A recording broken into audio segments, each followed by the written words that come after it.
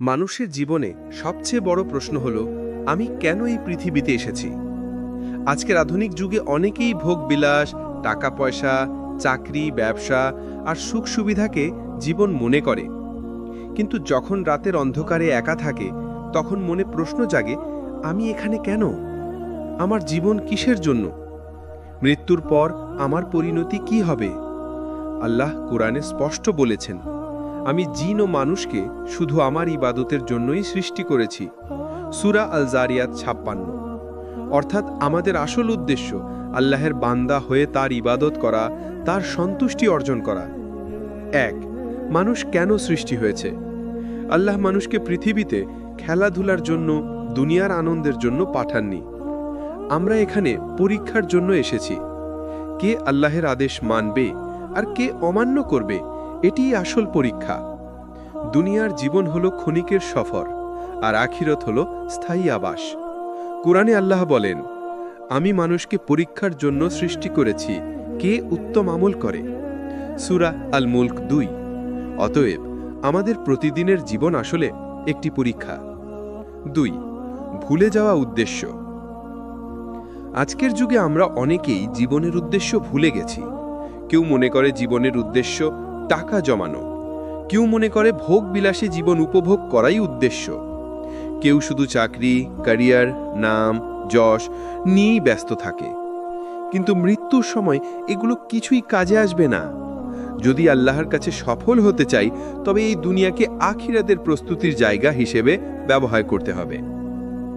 3. জীবনের প্রকৃত মূল্য। রাসূল সাল্লাল্লাহু আলাইহি ওয়াসাল্লাম বলেছেন, দুনিয়া হলো মুমিনের কারাগার আর কাফিরের জান্নাত। মুসলিম। অর্থাৎ একজন মুমিনের জন্য দুনিয়ার আনন্দ সীমিত, কারণ সে আল্লাহের জন্য নিজেকে নিয়ন্ত্রণ করে। কিন্তু কাফিরের কাছে দুনিয়াই সব, কারণ সে আখিরাতে কিচ্ছু পাবে না।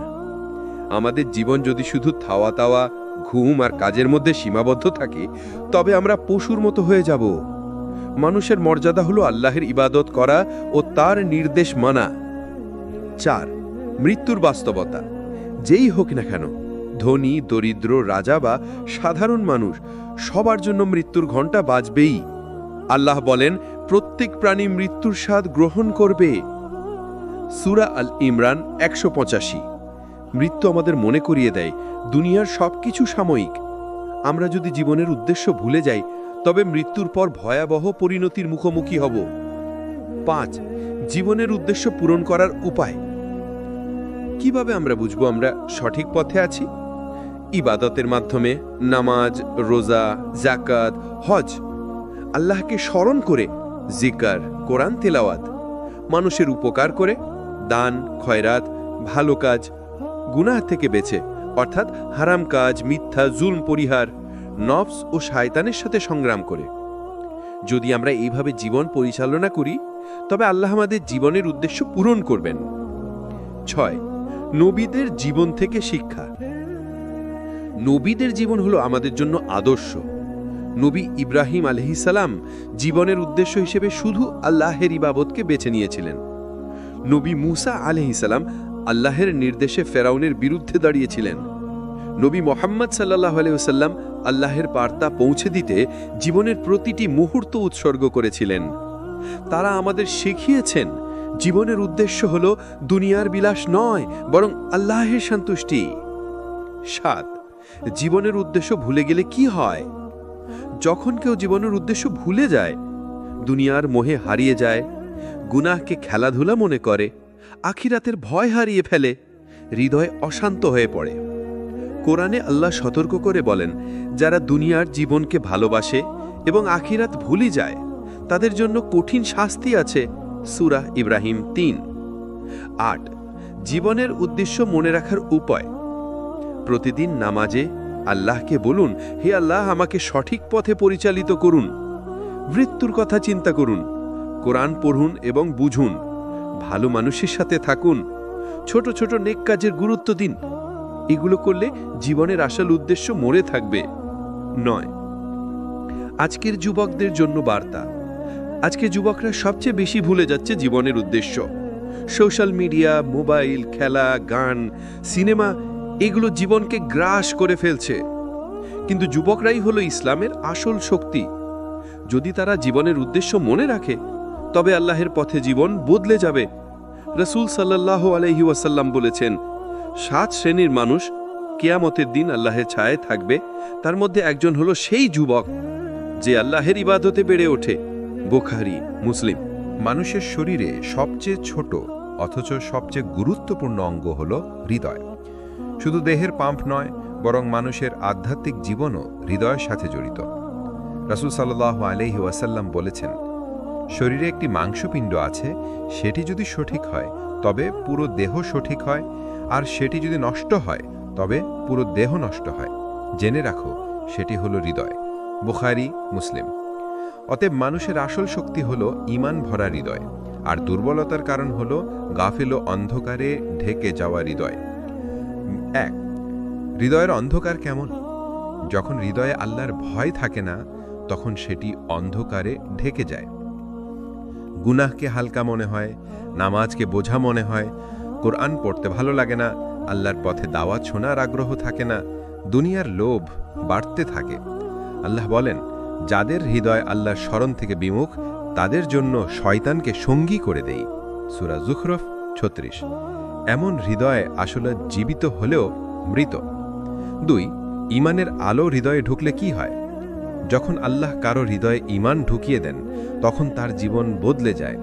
নামাজে প্রশান্তি পায়, গুনাহের ভয় হয়, দুনিয়া ছোট মনে হয়, আখিরাতের চিন্তা জাগে, আল্লাহর ভালোবাসা জীবনের কেন্দ্রবিন্দু হয়ে যায়। কোরআনে আল্লাহ বলেন, আল্লাহ যার বক্ষকে ইসলাম গ্রহণের জন্য উন্মুক্ত করে দেন, সে তার রবের নূরের উপর থাকে। সূরা জুমার 22। 3. হৃদয় কেন শক্তি হারায়? হৃদয় শক্তি হারায় কয়েকটি কারণে। গুনাহের আসক্তি, মিথ্যা, চুরি, অন্যায়, হারাম কাজ, দুনিয়ার মোহ, অর্থ, ভোগবিলাস, খ্যাতি, গাফেলাত, মৃত্যুর কথা না ভাবা, আখিরাত ভুলে যাওয়া, খারাপ সঙ্গ, গুনাহকারীদের সাথে সময় কাটানো। রাসূল সাল্লাল্লাহু আলাইহি ওয়াসাল্লাম বলেছেন, যখন মানুষ গুনাহ করে তার হৃদয়ে একটি কালো দাগ পড়ে। যদি সে তওবা করে, দাগ মুছে যায়, কিন্তু যদি গুনাহ বাড়ায়, দাগও বাড়তে থাকে, শেষে পুরো হৃদয় ঢেকে যায়। তিরমিজি। 4. হৃদয় শক্তিশালী করার উপায়। 1. নামাজ। নামাজ হলো হৃদয়ের জন্য অক্সিজেন। প্রতিদিন 5 ওয়াক্ত নামাজে দুনিয়ার অন্ধকার ভেঙে হৃদয় নতুন আলো পায়। খ. কোরআন। কোরআন হলো সরাসরি আল্লাহর বাণী। নিয়মিত তেলাওয়াত করলে হৃদয় নরম হয়। আল্লাহ বলেন, মুমিনদের হৃদয় কি আল্লাহ স্মরণে নম্র হয়নি, আর যে সত্য নাজিল হয়েছে তার সামনে? সূরা হাদিদ 16। গ. জিকির। হৃদয় আল্লাহর স্মরণ ছাড়াও প্রশান্তি পায় না। কোরআনে আছে, জেনে রাখো, আল্লাহর স্মরণেই হৃদয়ে প্রশান্তি রয়েছে। সূরা রাদ 28। ঘ. ভালো সঙ্গ। যে বন্ধু আল্লাহর কথা মনে করিয়ে দেয়, সে হৃদয়ের জন্য ঔষধ, আর যে বন্ধু গুনাহের দিকে টানে, সে হৃদয়কে অসুস্থ করে। তওবা। তওবা হলো হৃদয়ের জন্য পরিশুদ্ধির ঝর্ণা। যত গুনাহই হোক, যদি আন্তরিকভাবে তওবা করা যায়, তবে হৃদয় আবার আলোকিত হয়ে ওঠে। 5. সাহাবীদের হৃদয়ের শক্তি। সাহাবীরা প্রমাণ করেছেন, শক্তিশালী হৃদয় দুনিয়া কাঁপাতে পারে।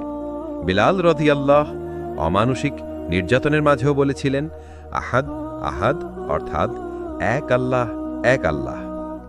হুবাইব বিন আদি রাদিয়াল্লাহু মৃত্যুর সময় সাহসের সাথে বলেছিলেন, আমি চাই না মুহাম্মদ সাল্লাল্লাহু আলাইহি ওয়াসাল্লামের গায়ে কাঁটা ফুটুক, যদিও আমি নিরাপদ থাকি। ওমর রাদিয়াল্লাহু আগে ছিলেন ইসলাম বিরোধী, কিন্তু যখন ঈমান হৃদয়ে ঢুকল, তখন হয়ে গেলেন ইসলামের মহান নেতা। 6. আজকের যুবকদের হৃদয়। আজকের যুগে শয়তান মানুষের হৃদয় দখল করতে চায়। ইন্টারনেট, মোবাইল, গেমস, গান সব দিয়ে হৃদয়কে আল্লাহ থেকে দূরে সরাচ্ছে। হারাম সম্পর্ক, অশ্লীলতা হৃদয়ের আলো নিভিয়ে দিচ্ছে। লোভ আর হিংসা হৃদয়কে বিষাক্ত করছে। কিন্তু যদি একজন যুবক ঈমান দিয়ে হৃদয়কে শক্তিশালী করে, তবে সে আল্লাহর বিশেষ রহমতের অধিকারী হবে। রাসূল সাল্লাল্লাহু আলাইহি ওয়াসাল্লাম বলেছেন, আল্লাহ কিয়ামতের দিন 7 শ্রেণীর মানুষকে তার আরশের ছায়া দিবেন। তার মধ্যে একজন হলো সেই যুবক যে আল্লাহর ইবাদতে বেড়ে ওঠে। বুখারী, মুসলিম। 7. হৃদয় পরিবর্তনের গল্প। অনেক সময় একজন বড় গুনাহগারও হৃদয় পরিবর্তনের মাধ্যমে আল্লাহর প্রিয় বান্দা হয়ে যায়। এক ব্যক্তি নবীজিকে বলেছিলেন, হে রাসূল, আমার অনেক গুনাহ। রাসূল জিজ্ঞেস করলেন, তুমি কি নামাজ পড়ো? সে বলল, হ্যাঁ পড়ি। তখন নবী সাল্লাল্লাহু আলাইহি সাল্লাম বললেন, তাহলে নামাজ তোমাকে গুনাহ থেকে রক্ষা করবে। নামাজ আর তওবা মানুষের হৃদয়কে বদলে দিতে পারে। 8 হৃদয়ের দোয়া। নবী সাল্লাল্লাহু আলাইহি ওয়াসাল্লাম প্রায়ই দোয়া করতেন, হে হৃদয় পরিবর্তনকারী আল্লাহ, আমার হৃদয়কে তোমার দ্বীনের উপর দৃঢ় রাখো। তিরমিজি। আমাদেরও উচিত প্রতিদিন এই দোয়া করা, কারণ হৃদয় বারবার পরিবর্তিত হয়। 9 হৃদয়ের শক্তি, আসল সফলতা। মানুষ মনে করে সফলতা মানে টাকা, বাড়ি, গাড়ি, ক্যারিয়ার, কিন্তু আসল সফলতা হলো হৃদয় যদি ঈমান দিয়ে পূর্ণ থাকে। আল্লাহ বলেন, সেদিন কোনো ধন সম্পদ বা সন্তান কিছুই কাজে আসবে না, শুধু সেই সফল হবে যে আল্লাহর কাছে সুস্থ বা পরিশুদ্ধ হৃদয় নিয়ে আসবে। সূরা শুআরা 88-89। মানুষ আল্লাহর বান্দা, কিন্তু সে ভুল করে। গুনাহ থেকে মুক্ত কোনো মানুষ নেই। রাসূল সাল্লাল্লাহু আলাইহি ওয়াসাল্লাম বলেছেন, সমস্ত আদম সন্তান গুনাহ করে, আর গুনাহকারীদের মধ্যে উত্তম সেই যে তওবা করে। ইবনে মাজাহ। তওবা হলো এক অনন্য নেয়ামত। গুনাহ যত বড় হোক না কেন, আল্লাহর দরজা সবসময় খোলা। তওবা মানুষের অতীত অন্ধকার মুছে নতুন আলো জ্বালায়। 1 কেন মানুষ গুনাহ করে? নফসের প্ররোচনায়, শয়তানের ওয়াসওয়াসায়, পরিবেশ ও খারাপ সঙ্গের কারণে, আখিরাত ভুলে গিয়ে দুনিয়ার মোহে পড়ে। আল্লাহ বলেন, নিশ্চয়ই শয়তান তোমাদের প্রকাশ্য শত্রু, সুতরাং তোমরাও তাকে শত্রু মনে করো। সূরা ফাতির। মানুষ ভুল করে, কিন্তু আল্লাহর রহমত ভুলের চেয়ে বড়। 2 আল্লাহর রহমতের বিশালতা। আল্লাহ বলেন, হে আমার বান্দারা, যারা নিজেদের উপর জুলুম করেছ, তোমরা আল্লাহর রহমত থেকে নিরাশ হয়ো না। নিশ্চয়ই আল্লাহ সব গুনাহ ক্ষমা করেন। সূরা জুমর। এই আয়াতকে বলা হয় আশার আয়াত। এখানে আল্লাহ সরাসরি ঘোষণা দিয়েছেন, গুনাহ যত বড় হোক, ক্ষমা করা তার জন্য কঠিন নয়। 3 তওবার শর্ত। সঠিক তওবা করার জন্য কয়েকটি শর্ত রয়েছে। গুনাহ ছেড়ে দেওয়া, অতীতের জন্য আন্তরিক অনুতাপ, আবার সেই গুনাহ না করার দৃঢ় সংকল্প, মানুষের হক হলে তা ফিরিয়ে দেওয়া। রাসূল সাল্লাল্লাহু আলাইহি ওয়াসাল্লাম বলেছেন, আল্লাহ সেই তওবা কবুল করেন যে গুনাহ ছেড়ে দেয়। তিরমিজি।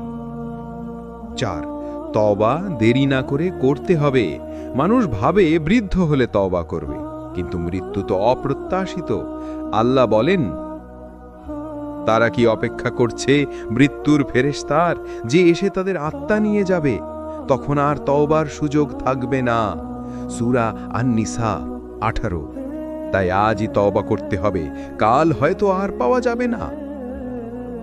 5 সাহাবীদের জীবনে তওবার উদাহরণ। ক হযরত কাব ইবনে মালিক রাদিয়াল্লাহু আনহু। তিনি তাবুক যুদ্ধে অংশ নেননি, অথচ কোনো অজুহাতও ছিল না। নবী সাল্লাল্লাহু আলাইহি ওয়াসাল্লাম তাকে 50 দিন বর্জন করেছিলেন। পরে আল্লাহ তার তওবা কবুল করেন এবং কুরআনে ঘোষণা দেন। আর 3 জনের তওবাও কবুল করা হলো যারা পেছনে পড়ে গিয়েছিল। সূরা তওবা 118। খ উমর রাদিয়াল্লাহু আনহু। ইসলামের আগে তিনি ছিলেন মুসলমানদের শত্রু, কিন্তু ইসলাম গ্রহণ করে তওবা করার পর তিনি হলেন ইসলামের রক্ষক এবং খলিফা। 6 গুনাহ যত বড়, তওবা তত বড় আলো। রাসূল সাল্লাল্লাহু আলাইহি ওয়াসাল্লাম বলেছেন, যে ব্যক্তি তওবা করে সেই যেন কখনো গুনাহ করেনি। ইবনে মাজাহ। এটি হলো নতুন জীবনের ঘোষণা। একজন চোর তওবা করলে সে আল্লাহর প্রিয় বান্দা হতে পারে। একজন মদ্যপায়ী তওবা করলে সে জান্নাতি হতে পারে। এমনকি হত্যাকারীও আন্তরিক তওবা করলে আল্লাহ তাকে ক্ষমা করতে পারেন। তওবা হৃদয়ের শান্তি আনে। গুনাহ মানুষকে ভেতর থেকে খেয়ে ফেলে। আত্মগ্লানি, ভয়, অশান্তি সব কিছু গ্রাস করে। কিন্তু তওবা করলে হৃদয় হালকা হয়ে যায়, শান্তি নেমে আসে। কোরআনে আল্লাহ বলেন, যে তওবা করে, ঈমান আনে ও সৎকর্ম করে, আল্লাহ তার গুনাহকে সৎকর্মে রূপান্তর করে দেন। সূরা ফুরকান 70। এটি আল্লাহর অসাধারণ অনুগ্রহ। শুধু ক্ষমা নয়, বরং গুনাহ নেকিতে রূপান্তর হয়। যুবক ও তাওবা। যুবক বয়স হলো গুনাহের ঝুঁকির সময়, কিন্তু যদি একজন যুবক আন্তরিকভাবে আল্লাহর দিকে ফিরে আসে, তবে সে আল্লাহর বিশেষ প্রিয় বান্দা হয়। রাসূল সাল্লাল্লাহু আলাইহি ওয়াসাল্লাম বলেছেন, কিয়ামতের দিনে 7 শ্রেণীর মানুষ আরশের ছায়ায় থাকবে। তাদের একজন সেই যুবক যে আল্লাহর ইবাদতে বেড়ে ওঠে। বুখারী, মুসলিম। তওবা বিলম্ব না করার শিক্ষা। একজন ব্যক্তি নবী সাল্লাল্লাহু আলাইহি ওয়াসাল্লামের কাছে এসে বলল, হে রাসূলুল্লাহ, আমি বহু গুনাহ করেছি, আমার জন্য কি ক্ষমা আছে? নবী সাল্লাল্লাহু আলাইহি ওয়াসাল্লাম বললেন, তুমি কি ইসলাম গ্রহণ করেছো? সে বলল, হ্যাঁ। নবী সাল্লাল্লাহু আলাইহি ওয়াসাল্লাম বললেন, তাহলে ইসলাম তোমার পূর্ববর্তী সমস্ত গুনাহ মুছে দিয়েছে। মুসলিম। এইভাবেই তওবা হলো নতুন জীবনের সূচনা। তওবার দোয়া। তওবার জন্য সবচেয়ে সুন্দর দোয়া হলো সাইয়্যিদুল ইস্তিগফার। হে আল্লাহ, তুমি আমার রব, তুমি ছাড়া কোনো উপাস্য নেই। তুমি আমাকে সৃষ্টি করেছো, আমি তোমার বান্দা। আমি তোমার অঙ্গীকারে আছি যতটুকু পারি। আমি আমার গুনাহ স্বীকার করছি। তুমি আমাকে ক্ষমা করো। নিশ্চয়ই তুমি ছাড়া কেউ গুনাহ ক্ষমা করতে পারে না। বুখারী। মানুষ সুখ চায়, শান্তি চায়, সফলতা চায়, কিন্তু সত্যিকার সফলতা কোথায়? দুনিয়ার ধন সম্পদ, খ্যাতি, পদ মর্যাদা এসব আসল সফলতা নয়। আসল সফলতা হলো আল্লাহর কাছে প্রিয় হওয়া।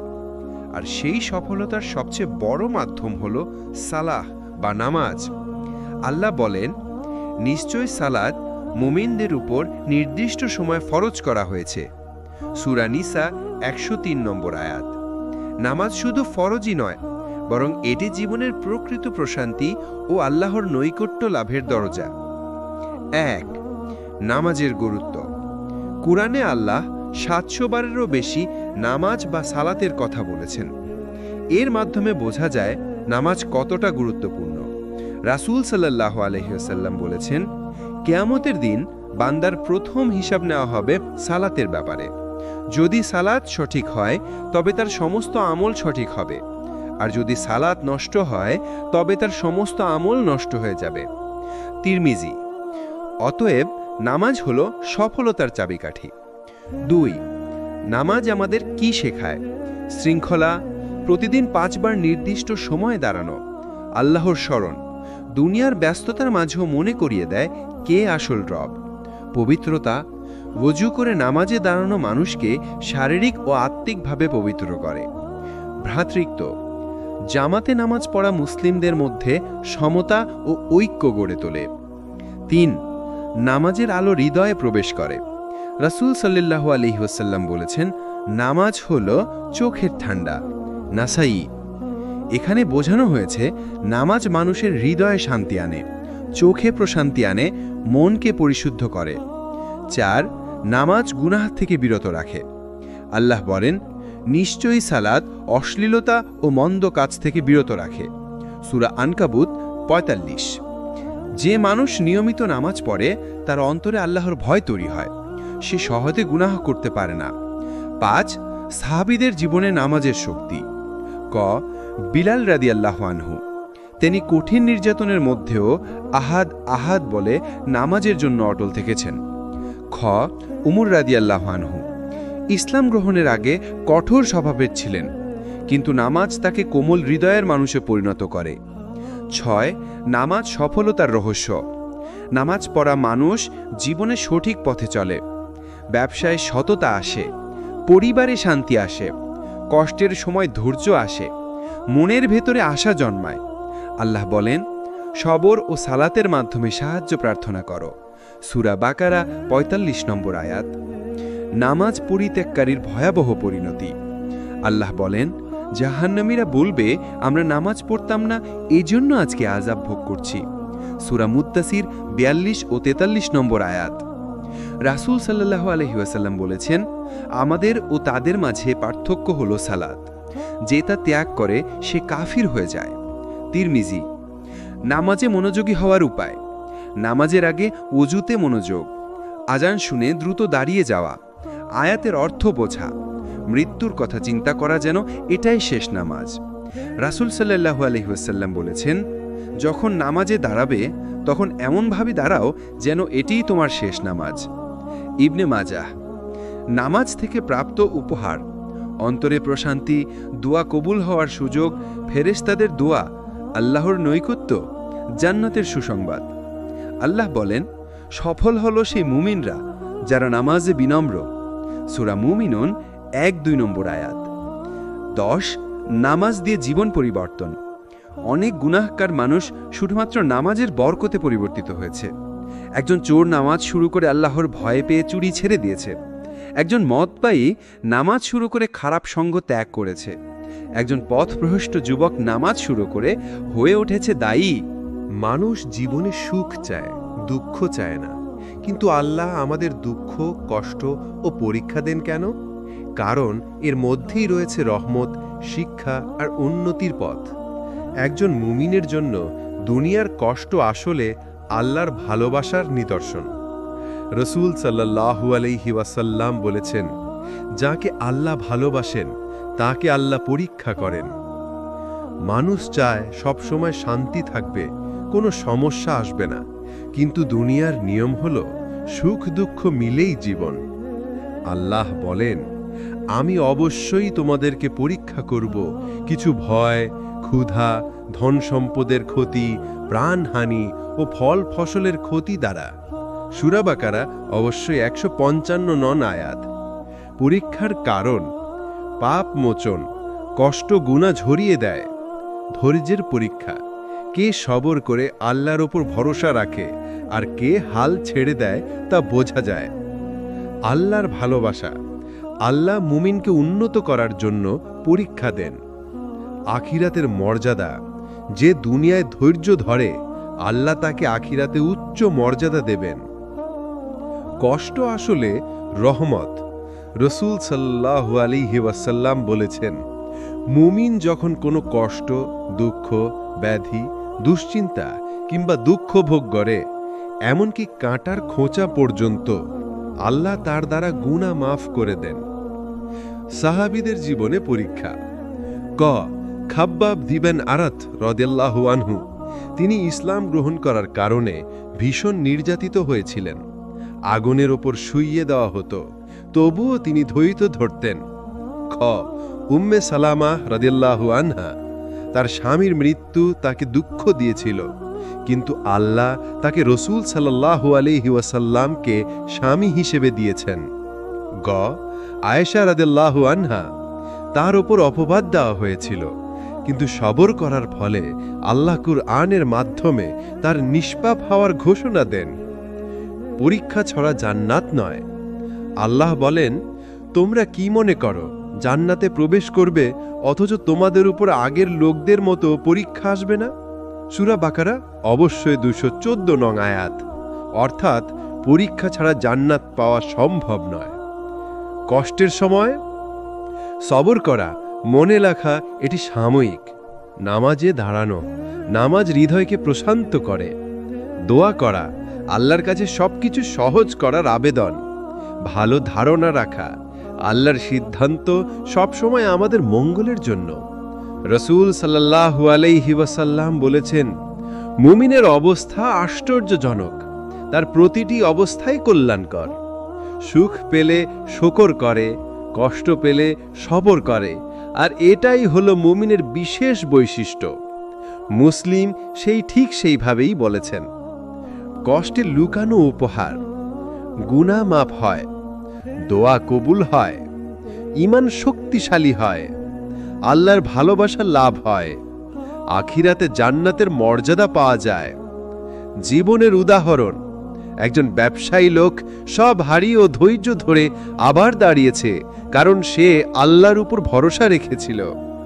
এক মা সন্তান হারানোর পরও বলেছিলেন, ইন্না লিল্লাহি ওয়া ইন্না ইলাইহি রাজিউন। ফলে আল্লাহ তাকে জান্নাতে উচ্চ মর্যাদা দিয়েছেন। কষ্টে আশার আলো।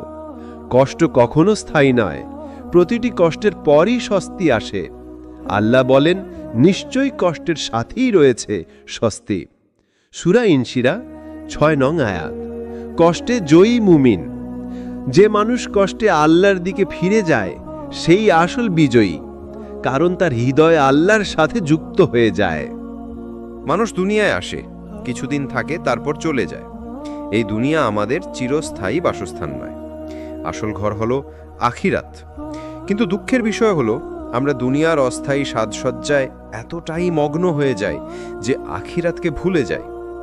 আল্লাহ বলেন, তোমরা দুনিয়ার জীবনকে ভালোবেসেছ, অথচ আখিরাতই উত্তম ও চিরস্থায়ী। সূরা আলা 16-17। 1. দুনিয়ার বাস্তবতা। দুনিয়া সবকিছুই ক্ষণস্থায়ী।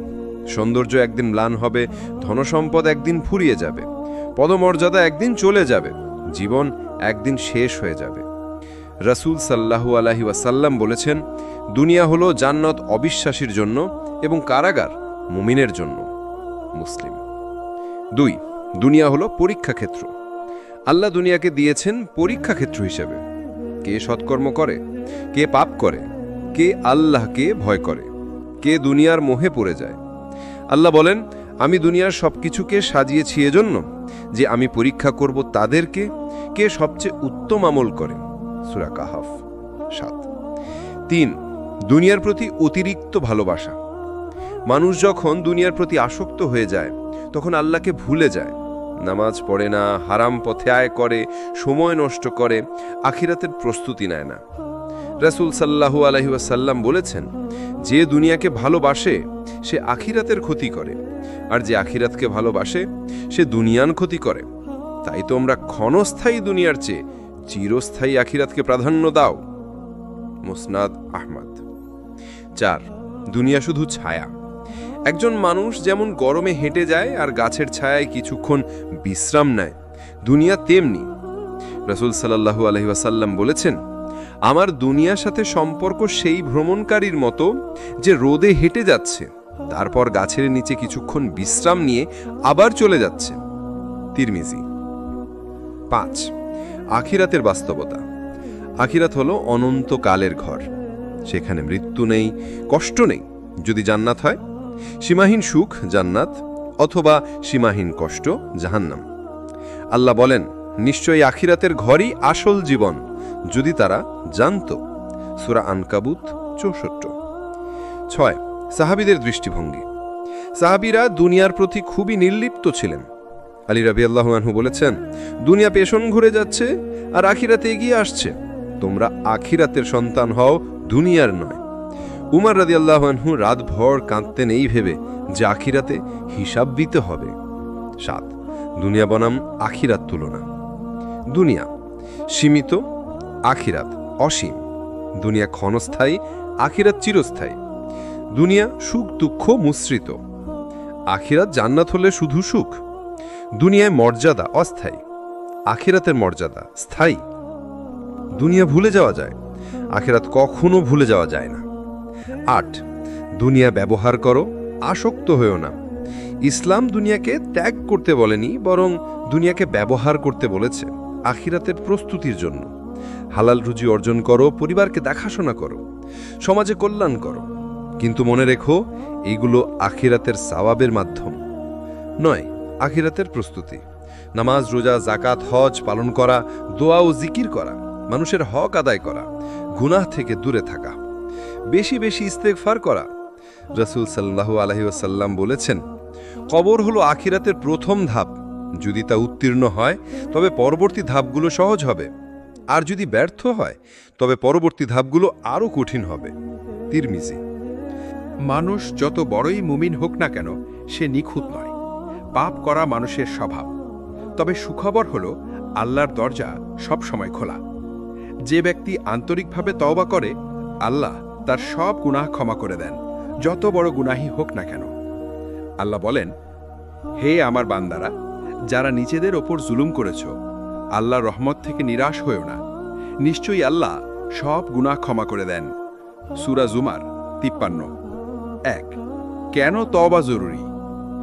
মানুষ সব সময় ছোট বড় গুনাহ করে। গুনাহের কারণে দোয়া কবুল হয় না। গুনাহ হৃদয়কে কালো করে দেয়। গুনাহে আসক্ত হলে ঈমান দুর্বল হয়ে যায়। রাসূল সাল্লাল্লাহু আলাইহি সাল্লাম বলেছেন, যখন বান্দা কোনো গুনাহ করে তখন তার হৃদয়ে একটি কালো দাগ পড়ে। যদি সে তওবা করে, ক্ষমা চায় ও ভালো কাজ করে তাহলে দাগ মুছে যায়। তিরমিজি। 2, তওবার দরজা সবসময় খোলা। আল্লাহর দরজা কখনো বন্ধ হয় না।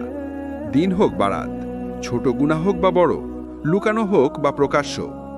রাসূল সাল্লাল্লাহু আলাইহি সাল্লাম বলেছেন, আল্লাহ রাতের বেলায় সেই বান্দার জন্য হাত বাড়ান যে দিনে গুনাহ করেছে, যেন সে তওবা করে, আর দিনের হাত বাড়ান যে রাতে গুনাহ করেছে, যেন সে তওবা করে।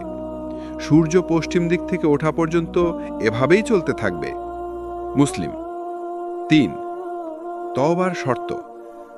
তওবা শুধু মুখে বলার নাম নয়, এর কিছু শর্ত আছে। গুনাহ ছেড়ে দেওয়া, গুনাহের জন্য আন্তরিক অনুশোচনা করা, আর কখনো না করার দৃঢ় প্রতিজ্ঞা করা।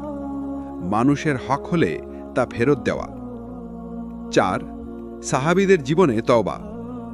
কাব ইবনে মালিক রাদিয়াল্লাহু তাবুকের যুদ্ধে অংশ নিতে পারেননি। তিনি মিথ্যা বলেননি, সত্য স্বীকার করেছিলেন। আল্লাহ কোরআনের মাধ্যমে তার তওবা কবুল করেছেন।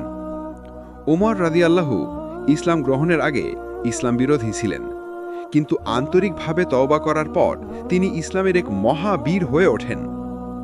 হযরত হামজা রাদিয়াল্লাহু কষ্ট দিয়ে ইসলাম গ্রহণ করেছিলেন। পরে আল্লাহ তাকে আসাদুল্লাহ অর্থাৎ আল্লাহর সিংহ উপাধি দিয়েছেন। 5, পাপ যত বড়ই হোক। একজন মানুষ যদি পাহাড় সম গুনাহ নিয়ে আসে, আল্লাহ তবুও ক্ষমা করবেন যদি সে আন্তরিকভাবে তওবা করে। রাসূল সাল্লাল্লাহু আলাইহি সাল্লাম বলেছেন, যদি তোমরা আকাশ পর্যন্ত গুনাহ করো, তারপর আল্লাহর কাছে তওবা করো, তবে আল্লাহ তোমাদের ক্ষমা করবেন। ইবনে মাজাহ। 6, দেরি না করে তওবা করো। অনেকেই ভাবে যে বয়স হলে তওবা করব, কিন্তু কে জানে মৃত্যু কবে আসবে। আল্লাহ বলেন, তাদের জন্য তওবা নেই যারা মৃত্যুর সময় এসে বলে, এখন আমি তওবা করলাম। সূরা নিসা 18। অতএব তওবা এখনই করতে হবে। 7, তওবা করলে কি হয়? গুনাহ ক্ষমা হয়ে যায়, অন্তরে প্রশান্তি আসে, দোয়া কবুল হয়, রিজিক বৃদ্ধি পায়, আল্লাহর ভালোবাসা অর্জিত হয়। আল্লাহ বলেন, আল্লাহ ভালোবাসেন সেই সব মানুষকে যারা বারবার তওবা করে। সূরা বাকারায় 222। 8, তওবা বিলম্বিত করলে কি হয়? হৃদয় কঠিন হয়ে যায়, গুনাহে আসক্তি জন্মায়, শয়তানের দাসত্বে পরিণত হয়, আখিরাতে কঠিন শাস্তি ভোগ করতে হবে। 9, বাস্তব জীবনের গল্প। এক যুবক মদে আসক্ত ছিল। একদিন কোরআনের এই আয়াত শুনে কেঁদে ফেলল, আল্লাহ সব গুনাহ ক্ষমা করেন। সেই রাতেই সে তওবা করল। পরে সে যুবক আলেম হয়ে অসংখ্য মানুষকে ইসলামের পথে এনেছিল। 10, তওবার সৌন্দর্য।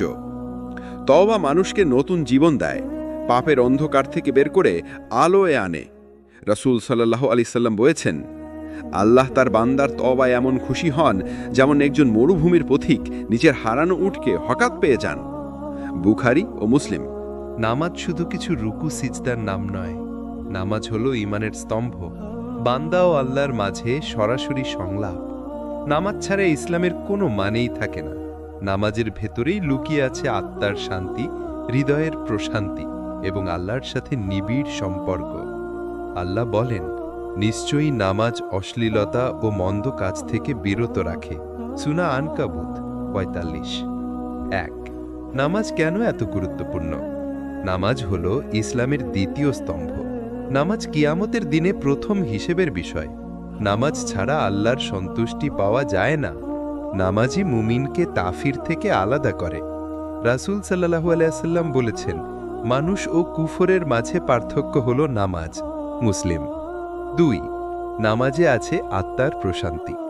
যখন মানুষ নামাজে দাঁড়ায়, সে দুনিয়ার ঝামেলা ভুলে যায়, সে আল্লাহর সামনে বিনয় প্রকাশ করে, তার অন্তরে নেমে আসে শান্তি।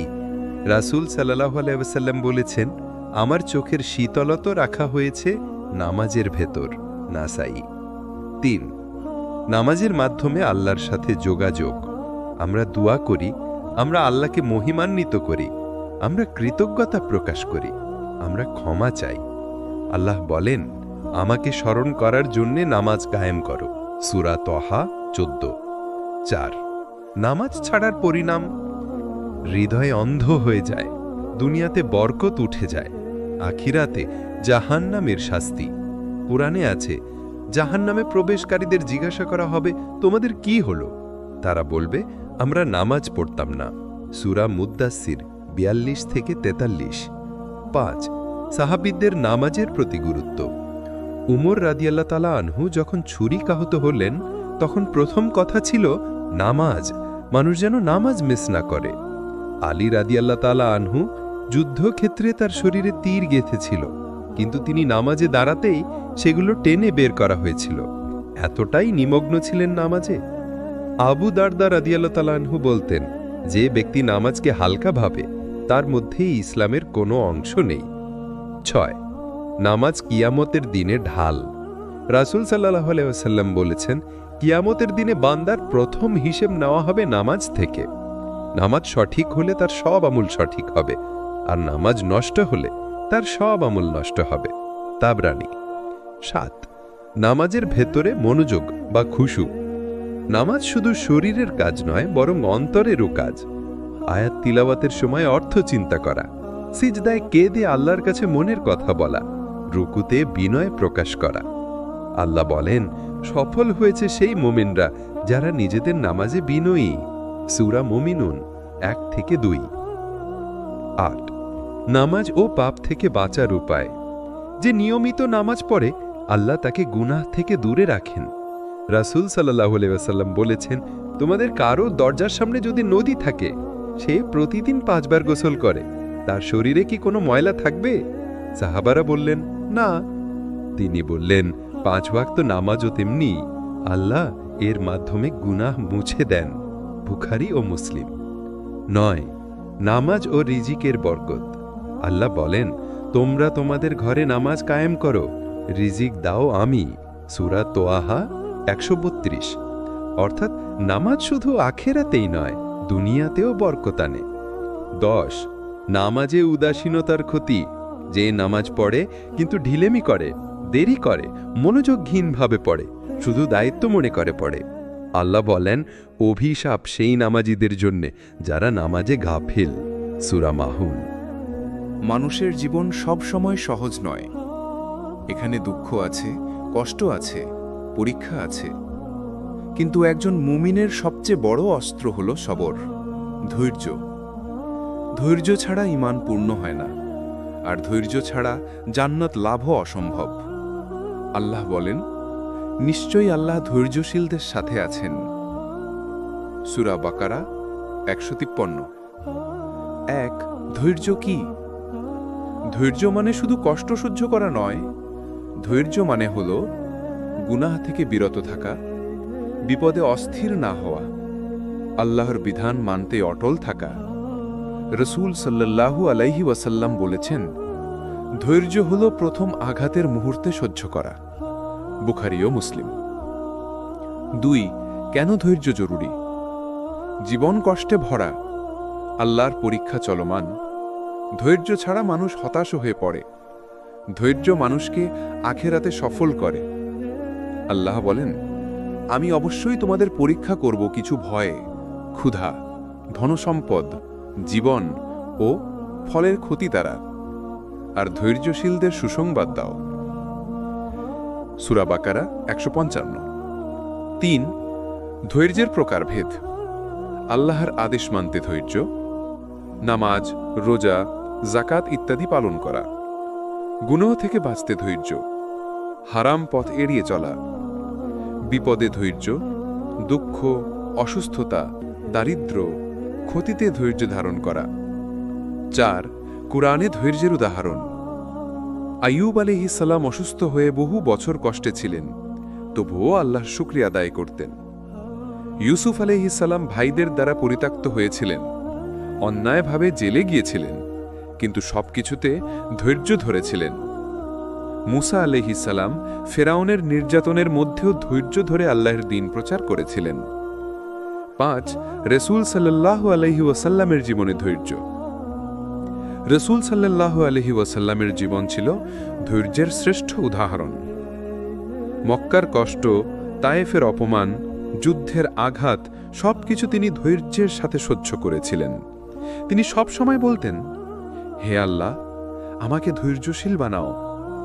6 ধৈর্যের ফলাফল: আল্লাহর ভালোবাসা অর্জন হয়, দোয়া কবুল হয়, জান্নাত লাভ হয়, আল্লাহর বিশেষ সঙ্গ পাওয়া যায়। আল্লাহ বলেন, সত্যি ধৈর্যশীলদেরকে বিনা হিসাবেই তাদের প্রতিদান দেওয়া হবে। সূরা জুমার 10। 7 ধৈর্যহীনতার ক্ষতি: মানুষ হতাশ হয়ে পড়ে, আত্মবিশ্বাস নষ্ট হয়, আল্লাহর রহমত থেকে দূরে সরে যায়। অনেকে কষ্টের মুহূর্তে হারাম পথে চলে যায়। 8 সাহাবীদের ধৈর্য: বিলাল রাদি তপ্ত মরুভূমিতে নির্যাতিত হয়েছিলেন, কিন্তু বলেছিলেন, আহাদ আহাদ, অর্থাৎ এক আল্লাহ, এক আল্লাহ। খাব্বাব রাদি আগুনের উপর ফেলা হয়েছিল, তবুও ইসলাম ছাড়েননি। সুমাইয়া রাদি ছিলেন ইসলামের প্রথম শহীদা, নির্যাতন সহ্য করে ধৈর্যশীল থেকেছিলেন। 9 ধৈর্য ও দোয়া: ধৈর্যবানরা শুধু কষ্ট সহ্য করে না, বরং আল্লাহর কাছে সাহায্য চায়। আল্লাহ বলেন, ধৈর্য ও নামাজের মাধ্যমে সাহায্য প্রার্থনা করো। সূরা বাকারা 45। 10 কিভাবে ধৈর্যশীল হব? আল্লাহর উপর পূর্ণ ভরসা রাখা, নামাজে দৃঢ় থাকা, দোয়া করা, দুনিয়ার ক্ষণস্থায়ী কষ্ট মনে রাখা, আখেরাতের পুরস্কারকে লক্ষ্য করা। নামাজ শুধু কিছু রুকু সিজদার নাম নয়, নামাজ হলো ঈমানের স্তম্ভ, বান্দা ও আল্লাহর মাঝে সরাসরি সংলাপ। নামাজ ছাড়া ইসলামের কোনো মানেই থাকে না। নামাজের ভেতরেই লুকিয়ে আছে আত্মার শান্তি, হৃদয়ের প্রশান্তি এবং আল্লাহর সাথে নিবিড় সম্পর্ক। আল্লাহ বলেন, নিশ্চয়ই নামাজ অশ্লীলতা ও মন্দ কাজ থেকে বিরত রাখে। সূরা আনকাবুত 45। 1 নামাজ কেন এত গুরুত্বপূর্ণ? নামাজ হলো ইসলামের দ্বিতীয় স্তম্ভ। নামাজ কিয়ামতের দিনে প্রথম হিসাবের বিষয়। নামাজ ছাড়া আল্লাহর সন্তুষ্টি পাওয়া যায় না। নামাজই মুমিনকে কাফির থেকে আলাদা করে। রাসূল সাল্লাল্লাহু আলাইহি ওয়াসাল্লাম বলেছেন, মানুষ ও কুফুরের মাঝে পার্থক্য হলো নামাজ। মুসলিম। 2 নামাজে আছে আত্মার প্রশান্তি। যখন মানুষ নামাজে দাঁড়ায়, সে দুনিয়ার ঝামেলা ভুলে যায়।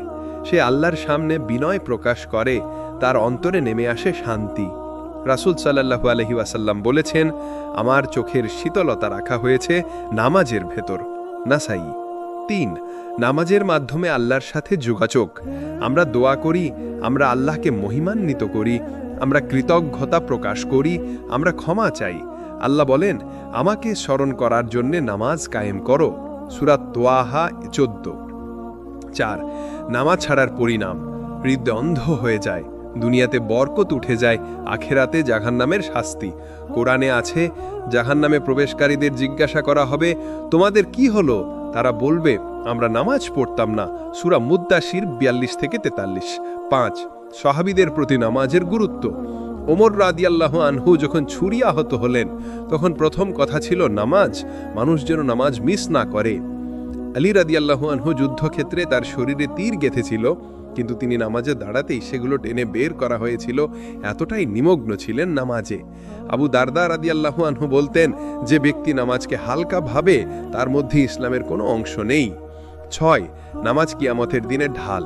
রাসূল সাল্লাল্লাহু আলাইহি ওয়াসাল্লাম বলেছেন, কিয়ামতের দিনে বান্দার প্রথম হিসেব নেওয়া হবে নামাজ থেকে। নামাজ সঠিক হলে তার সব আমল সঠিক হবে, আর নামাজ নষ্ট হলে তার সব আমল নষ্ট হবে। তাবারানী। 7 নামাজের ভেতরে মনোযোগ, খুশুউ। নামাজ শুধু শরীরের কাজ নয়, বরং অন্তরেরও কাজ। আয়াত তিলাওয়াতের সময় অর্থ চিন্তা করা, সিজদায় কেঁদে আল্লাহর কাছে মনের কথা বলা, রুকুতে বিনয় প্রকাশ করা। আল্লাহ বলেন, সফল হয়েছে সেই মুমিনরা যারা নিজেদের নামাজে বিনয়ী। সূরা মুমিনুন 1-2। 8 নামাজ পাপ থেকে বাঁচার উপায়। যে নিয়মিত নামাজ পড়ে, আল্লাহ তাকে গুনাহ থেকে দূরে রাখেন। রাসূল সাল্লাল্লাহু আলাইহি ওয়াসাল্লাম বলেছেন, তোমাদের কারো দরজার সামনে যদি নদী থাকে, সে প্রতিদিন 5 বার গোসল করে, তার শরীরে কি কোনো ময়লা থাকবে? সাহাবারা বললেন, না। তিনি বললেন, 5 ওয়াক্ত নামাজও তেমনি, আল্লাহ এর মাধ্যমে গুনাহ মুছে দেন। বুখারী ও মুসলিম। 9 নামাজ ও রিজিকের বরকত। আল্লাহ বলেন, তোমরা তোমাদের ঘরে নামাজ কায়েম করো, রিজিক দাও আমি। সূরা তাহা 132। অর্থাৎ নামাজ শুধু আখেরাতেই নয়, দুনিয়াতেও বরকত আনে। 10 নামাজে উদাসীনতার ক্ষতি, যে নামাজ পড়ে কিন্তু ঢিলুমি করে, দেরি করে। দোয়া হলো মুমিনের সবচেয়ে বড় শক্তি। এটি হলো আল্লাহর সাথে সরাসরি কথোপকথন, কোনো পরিস্থিতি কঠিন হোক বা সুখের হোক। দোয়া হলো মন ও আত্মার প্রশান্তি। দোয়া ছাড়া জীবন অপূর্ণ। আল্লাহ বলেন, তোমরা আমাকে ডাকো, আমি তোমাদের ডাকের প্রত্যুত্তর দেব। সূরা গাফির 7। দোয়া কেন জরুরি? দোয়া হলো মুমিনের অস্ত্র। দোয়া আল্লাহর কাছে বিনীত আবেদন। দোয়া আমাদের ভুল ও দুর্বলতাকে স্মরণ করায়। দোয়া আমাদের আত্মাকে আল্লাহর সঙ্গে সংযুক্ত করে। রাসূল সাল্লাল্লাহু আলাইহি ওয়াসাল্লাম বলেছেন, দোয়া হলো মুমিনের শক্তি, মুমিনের আলো, মুমিনের সাফল্য। তিরমিজি। 2 দোয়ার মাধ্যমে সমস্যার সমাধান। দুঃখ ও কষ্টের সময়ে শান্তি আসে, বিপদের মুহূর্তে সাহায্য পাওয়া যায়, হৃদয়ে সাহস ও ধৈর্য জন্মায়, পাপ ক্ষমা চাওয়া যায়। আল্লাহ বলেন, যে মানুষ আমাকে ডাকবে আমি তার ডাকের প্রত্যুত্তর দেব। যিনি আমার কাছে আসেন আমি তাকে সহায়তা করব। সূরা বাতিন 18। 3 দোয়ার ধরন। নামাজের মধ্যে দোয়া সবচেয়ে শক্তিশালী সময়। নিশ্চিন্ত সময় দোয়া, ঘুম থেকে ওঠার পর বা রাতে। সংকটের সময় দোয়া, বিপদের মুহূর্তে, কঠিন পরীক্ষার সময়। সতর্ক দোয়া, প্রতিদিনের জীবনে ছোট ছোট দোয়া। সাহাবীদের দোয়া। বিলাল রাদিয়াল্লাহু আনহু কষ্টের সময় আল্লাহর কাছে দোয়া করতেন এবং তা কবুল হতো। ইবনু উম্মা শিরাহ রাদিয়াল্লাহু আনহু দোয়ার মাধ্যমে দুনিয়ার সব বিপদ এড়িয়ে গেছেন। আলী রাদিয়াল্লাহু আনহু দোয়ার মাধ্যমে বিজয় অর্জন করেছিলেন। 5 দোয়ার মাধ্যমে আল্লাহর নৈকট্য। দোয়া কেবল অনুরোধ নয়, এটি আল্লাহর কাছে ঘনিষ্ঠ হওয়ার পথ। রাসূল সাল্লাল্লাহু আলাইহি ওয়াসাল্লাম বলেছেন, যে ব্যক্তি আল্লাহর কাছে দোয়া করে আল্লাহ তার অন্তরে উপস্থিত হন। তিরমিজি। 6 দোয়ার নিয়ম। অন্তর থেকে বিনয় হওয়া, তাওবা ও পাপের ক্ষমা চাওয়া, নিজের ও অন্যের জন্য দোয়া করা, ঈমান নিয়ে দৃঢ় বিশ্বাস থাকা। আল্লাহ বলেন, যখন তুমি আমাকে ডাকবে আমি অবশ্যই তোমার ডাকের প্রত্যুত্তর দেব। সূরা গাফির 7। দোয়ার সংযোগ্য। দোয়া মানুষকে আশার আলো দেয়, দোয়া মানুষকে ধৈর্য করে, দোয়া মানুষকে আল্লাহর সঙ্গে সংযুক্ত করে, দোয়া মানুষের মনকে প্রশান্তি দেয়। রাসূল সাল্লাল্লাহু আলাইহি ওয়াসাল্লাম বলেছেন, দোয়া হলো আধ্যাত্মিক হাতিয়ার, কখনো নষ্ট হয় না। যে দোয়া করে আল্লাহ তার প্রতি দোয়া করবেন। বুখারী ও মুসলিম। 8 দোয়া করা কখনো বৃথা যায় না। কোনো দোয়া বৃথা যায় না, যদিও আল্লাহ তার উত্তরের সময় ও পদ্ধতি নির্ধারণ করেন। কখনো উত্তর সঙ্গে সঙ্গে আসে, কখনো পরবর্তীতে আসে, কখনো আল্লাহ উত্তরের পরিবর্তে ভালো কিছু দেন। 9 বাস্তব জীবনের উদাহরণ। এক দরিদ্র মানুষ কঠিন দুঃসময়ে দোয়া করল, হে আল্লাহ আমাকে সাহায্য করো। আল্লাহ তার দোয়া কবুল করে তাকে এমন অবস্থায় পৌঁছে দিল যেখানে সে তার পরিবারকে রক্ষা করতে পারল। 10 উপসংহার। দোয়া হলো মুমিনের অস্ত্র। এটি আত্মার প্রশান্তি, ধৈর্য, শক্তি ও আধ্যাত্মিক উন্নতির মূল। থেকে গুরুক্ষেত্র নিয়ে দি শব্দ। মানুষের জীবনে সবচেয়ে বড় প্রশ্ন হলো, আমি কেন এই পৃথিবীতে এসেছি? আজকের আধুনিক যুগে অনেকেই ভোগ বিলাস, টাকা পয়সা, চাকরি, ব্যবসা আর সুখ সুবিধাকে জীবন মনে করে। কিন্তু যখন রাতের অন্ধকারে একা থাকে তখন মনে প্রশ্ন জাগে, আমি এখানে কেন? আমার জীবন কিসের জন্য? মৃত্যুর পর আমার পরিণতি কি হবে? আল্লাহ কুরআনে স্পষ্ট বলেছেন, আমি জিন ও মানুষকে শুধু আমার ইবাদতের জন্যই সৃষ্টি করেছি। সূরা আল জারিয়াত 56। অর্থাৎ আমাদের আসল উদ্দেশ্য আল্লাহের বান্দা হয়ে তার ইবাদত করা, তার সন্তুষ্টি অর্জন করা। 1 মানুষ কেন সৃষ্টি হয়েছে? আল্লাহ মানুষকে পৃথিবীতে খেলাধুলার জন্য, দুনিয়ার আনন্দের জন্য পাঠাননি। আমরা এখানে পরীক্ষার জন্য এসেছি। কে আল্লাহের আদেশ মানবে আর কে অমান্য করবে, এটিই আসল পরীক্ষা। দুনিয়ার জীবন হলো ক্ষণিকের সফর, আর আখিরত হলো স্থায়ী আবাস। কুরআনে আল্লাহ বলেন, আমি মানুষকে পরীক্ষার জন্য সৃষ্টি করেছি, কে উত্তম আমল করে। সূরা আল মুলক 2। অতএব আমাদের প্রতিদিনের জীবন আসলে একটি পরীক্ষা। 2 ভুলে যাওয়া উদ্দেশ্য। আজকের যুগে আমরা অনেকেই জীবনের উদ্দেশ্য ভুলে গেছি। কেউ মনে করে জীবনের উদ্দেশ্য টাকা জমানো, কেউ মনে করে ভোগ বিলাসে জীবন উপভোগ করাই উদ্দেশ্য, কেউ শুধু চাকরি, ক্যারিয়ার, নাম, যশ নিয়েই ব্যস্ত থাকে। কিন্তু মৃত্যুর সময় এগুলো কিছুই কাজে আসবে না। যদি আল্লাহর কাছে সফল হতে চাই, তবে এই দুনিয়াকে আখিরাতের প্রস্তুতির জায়গা হিসেবে ব্যবহার করতে হবে। ৩. জীবনের প্রকৃত মূল্য। রসুল সাল্লাল্লাহু আলাইহি ওয়াসাল্লাম বলেছেন, দুনিয়া হলো মুমিনের কারাগার আর কাফিরের জান্নাত। মুসলিম।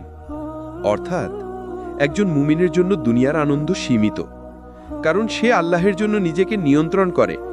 কিন্তু কাফিরের কাছে দুনিয়াই সব, কারণ সে আখিরাতে কিচ্ছু পাবে না। আমাদের জীবন যদি শুধু খাওয়া দাওয়া, ঘুম আর কাজের মধ্যে সীমাবদ্ধ থাকে, তবে আমরা পশুর মতো হয়ে যাব।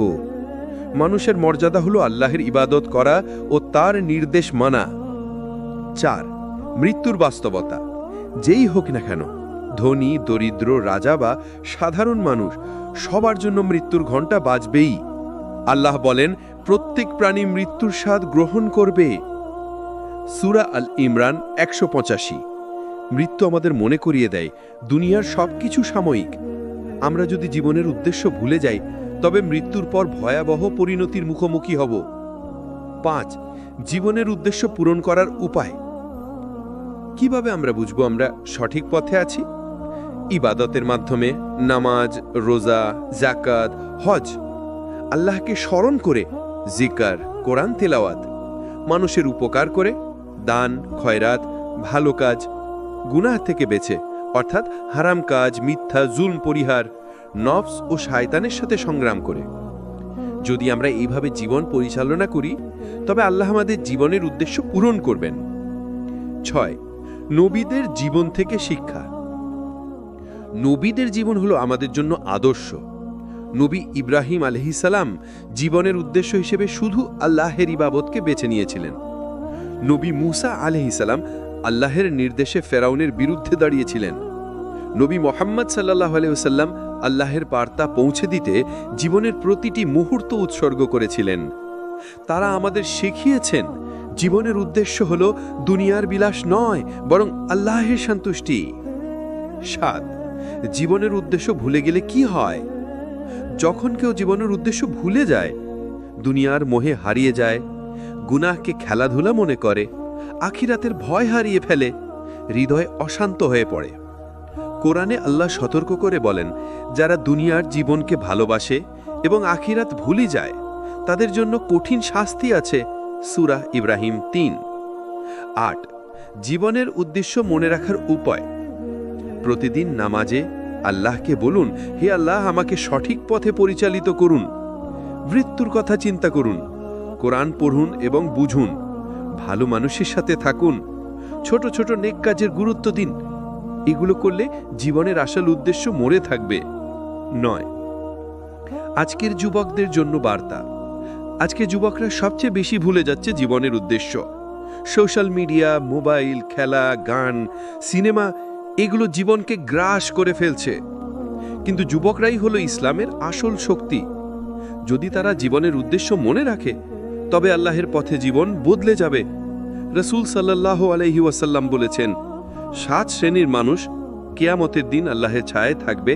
তার মধ্যে একজন হলো সেই যুবক যে আল্লাহের ইবাদতে বেড়ে ওঠে। বুখারী, মুসলিম। মানুষের শরীরে সবচেয়ে ছোট অথচ সবচেয়ে গুরুত্বপূর্ণ অঙ্গ হল হৃদয়। শুধু দেহের পাম্প নয়, বরং মানুষের আধ্যাত্মিক জীবনও হৃদয়ের সাথে জড়িত। রাসূল সাল্লাল্লাহু আলাইহি ওয়াসাল্লাম বলেছেন, শরীরে একটি মাংসপিণ্ড আছে, সেটি যদি সঠিক হয় তবে পুরো দেহ সঠিক হয়, আর সেটি যদি নষ্ট হয় তবে পুরো দেহ নষ্ট হয়। জেনে রাখো, সেটি হলো হৃদয়। বুখারী, মুসলিম। অতএব মানুষের আসল শক্তি হল ঈমান ভরা হৃদয়, আর দুর্বলতার কারণ হল গাফিল ও অন্ধকারে ঢেকে যাওয়া হৃদয়। ১.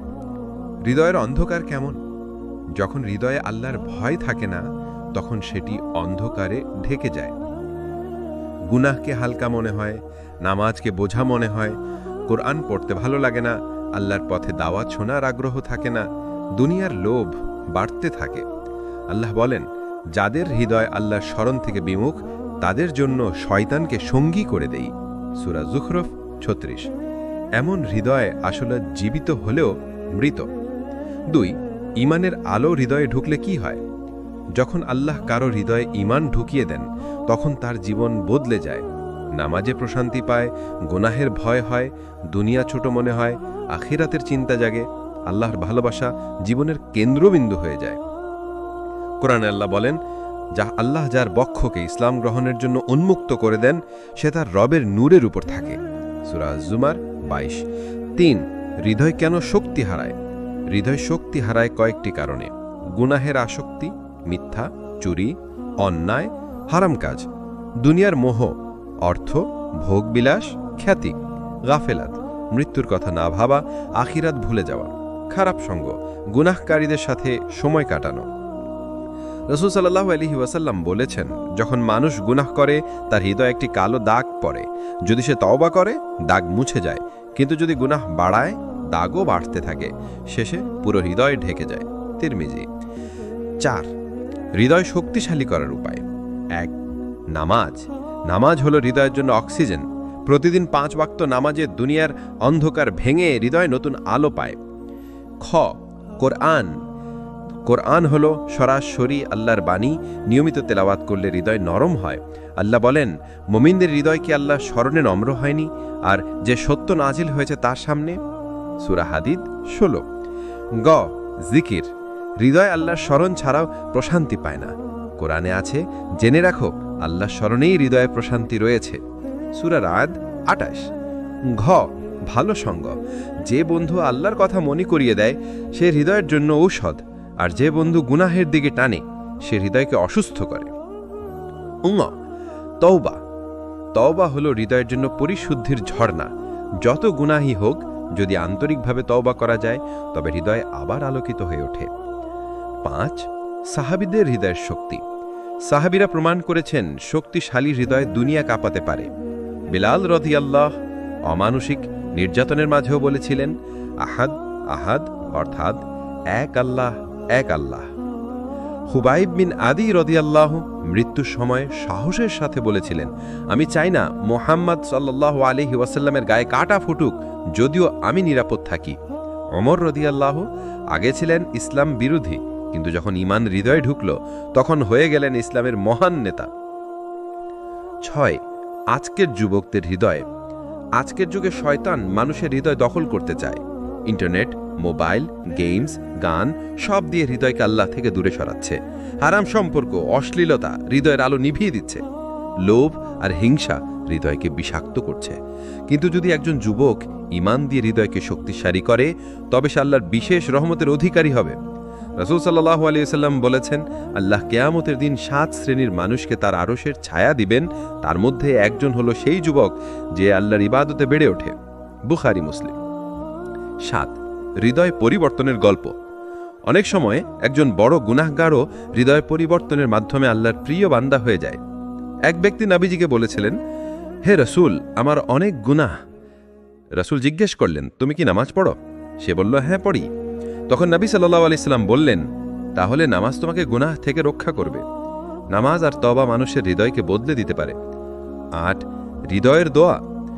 নবী সাল্লাল্লাহু আলাইহি ওয়াসাল্লাম প্রায়ই দোয়া করতেন, হে হৃদয় পরিবর্তনকারী আল্লাহ, আমার হৃদয়কে তোমার দ্বীনের উপর দৃঢ় রাখো। তিরমিজি। আমাদেরও উচিত প্রতিদিন এই দোয়া করা, কারণ হৃদয় বারবার পরিবর্তিত হয়। 9. হৃদয়ের শক্তি, আসল সফলতা। মানুষ মনে করে সফলতা মানে টাকা, বাড়ি, গাড়ি, ক্যারিয়ার, কিন্তু আসল সফলতা হলো হৃদয় যদি ঈমান দিয়ে পূর্ণ থাকে। আল্লাহ বলেন, সেদিন কোনো ধন সম্পদ বা সন্তান কিছুই কাজে আসবে না, শুধু সেই সফল হবে যে আল্লাহর কাছে সুস্থ বা পরিশুদ্ধ হৃদয় নিয়ে আসবে। সূরা শুআরা 88-90। মানুষ আল্লাহর বান্দা, কিন্তু সে ভুল করে। গুনাহ থেকে মুক্ত কোনো মানুষ নেই। রাসূল সাল্লাল্লাহু আলাইহি ওয়াসাল্লাম বলেছেন, সমস্ত আদম সন্তান গুনাহ করে, আর গুনাহকারীদের মধ্যে উত্তম সেই যে তওবা করে। ইবনে মাজাহ। তওবা হলো এক অনন্য নেয়ামত। গুনাহ যত বড় হোক না কেন, আল্লাহর দরজা সবসময় খোলা। তওবা মানুষের অতীত অন্ধকার মুছে নতুন আলো জ্বালায়। 1. কেন মানুষ গুনাহ করে?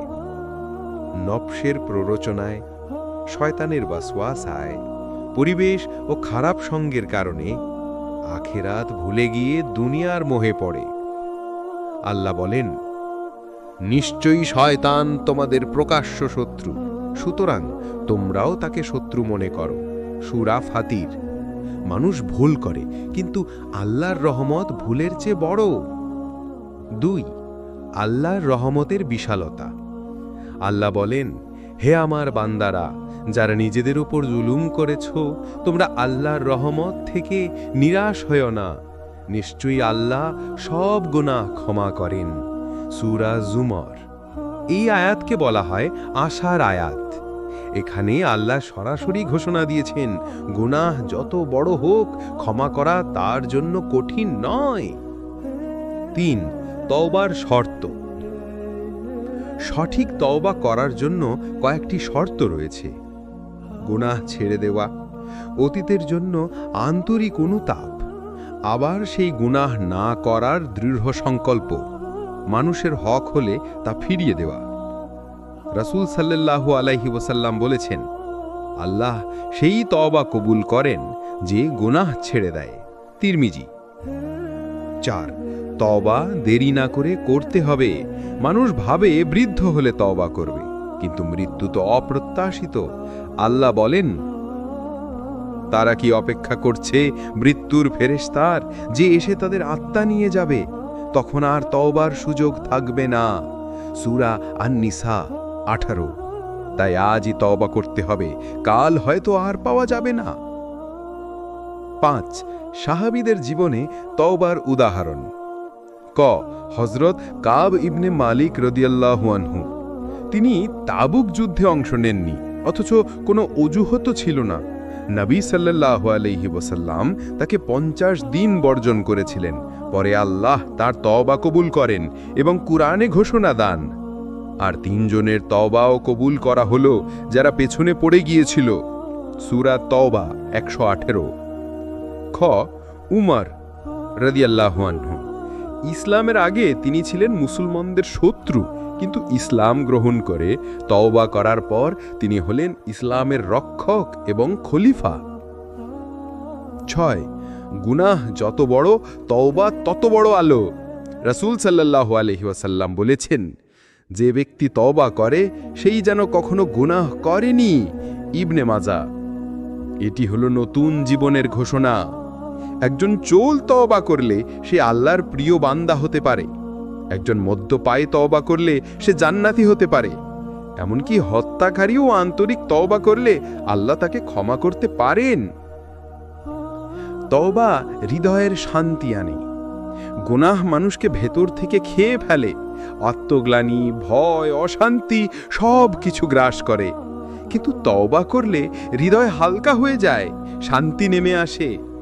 কোরআনে আল্লাহ বলেন, যে তওবা করে, ঈমান আনে ও সৎকর্ম করে, আল্লাহ তার গুনাহকে সৎকর্মে রূপান্তর করে দেন। সূরা ফুরকান 70। এটি আল্লাহর অসাধারণ অনুগ্রহ। শুধু ক্ষমা নয়, বরং গুনাহ নেকিতে রূপান্তর হয়। যুবক ও তওবা। যুবক বয়স হলো গুনাহের ঝুঁকির সময়, কিন্তু যদি একজন যুবক আন্তরিকভাবে আল্লাহর দিকে ফিরে আসে, তবে সে আল্লাহর বিশেষ প্রিয় বান্দা হয়। রাসূল সাল্লাল্লাহু আলাইহি ওয়াসাল্লাম বলেছেন, কিয়ামতের দিনে 7 শ্রেণীর মানুষ আরশের ছায়ায় থাকবে। তাদের একজন সেই যুবক যে আল্লাহর ইবাদতে বেড়ে ওঠে। বুখারী, মুসলিম। তওবা বিলম্ব না করার শিক্ষা। একজন ব্যক্তি নবী সাল্লাল্লাহু আলাইহি ওয়াসাল্লামের কাছে এসে বলল, হে রাসূলুল্লাহ, আমি বহু গুনাহ করেছি, আমার জন্য কি ক্ষমা আছে? নবী সাল্লাল্লাহু আলাইহি ওয়াসাল্লাম বললেন, তুমি কি ইসলাম গ্রহণ করেছো? সে বলল, হ্যাঁ। নবী সাল্লাল্লাহু আলাইহি ওয়াসাল্লাম বললেন, তাহলে ইসলাম তোমার পূর্ববর্তী সমস্ত গুনাহ মুছে দিয়েছে। মুসলিম। এইভাবেই তওবা হলো নতুন জীবনের সূচনা। তওবার দোয়া। তওবার জন্য সবচেয়ে সুন্দর দোয়া হলো সাইয়্যিদুল ইস্তিগফার। হে আল্লাহ, তুমি আমার রব, তুমি ছাড়া কোনো উপাস্য নেই। তুমি আমাকে সৃষ্টি করেছো, আমি তোমার বান্দা। আমি তোমার অঙ্গীকারে আছি যতটুকু পারি। আমি আমার গুনাহ স্বীকার করছি। তুমি আমাকে ক্ষমা করো। নিশ্চয়ই তুমি ছাড়া কেউ গুনাহ ক্ষমা করতে পারে না। বুখারী। মানুষ সুখ চায়, শান্তি চায়, সফলতা চায়, কিন্তু সত্যিকার সফলতা কোথায়? দুনিয়ার ধন সম্পদ, খ্যাতি, পদ মর্যাদা এসব আসল সফলতা নয়। আসল সফলতা হলো আল্লাহর কাছে প্রিয় হওয়া। আর সেই সফলতার সবচেয়ে বড় মাধ্যম হলো সালাহ বা নামাজ।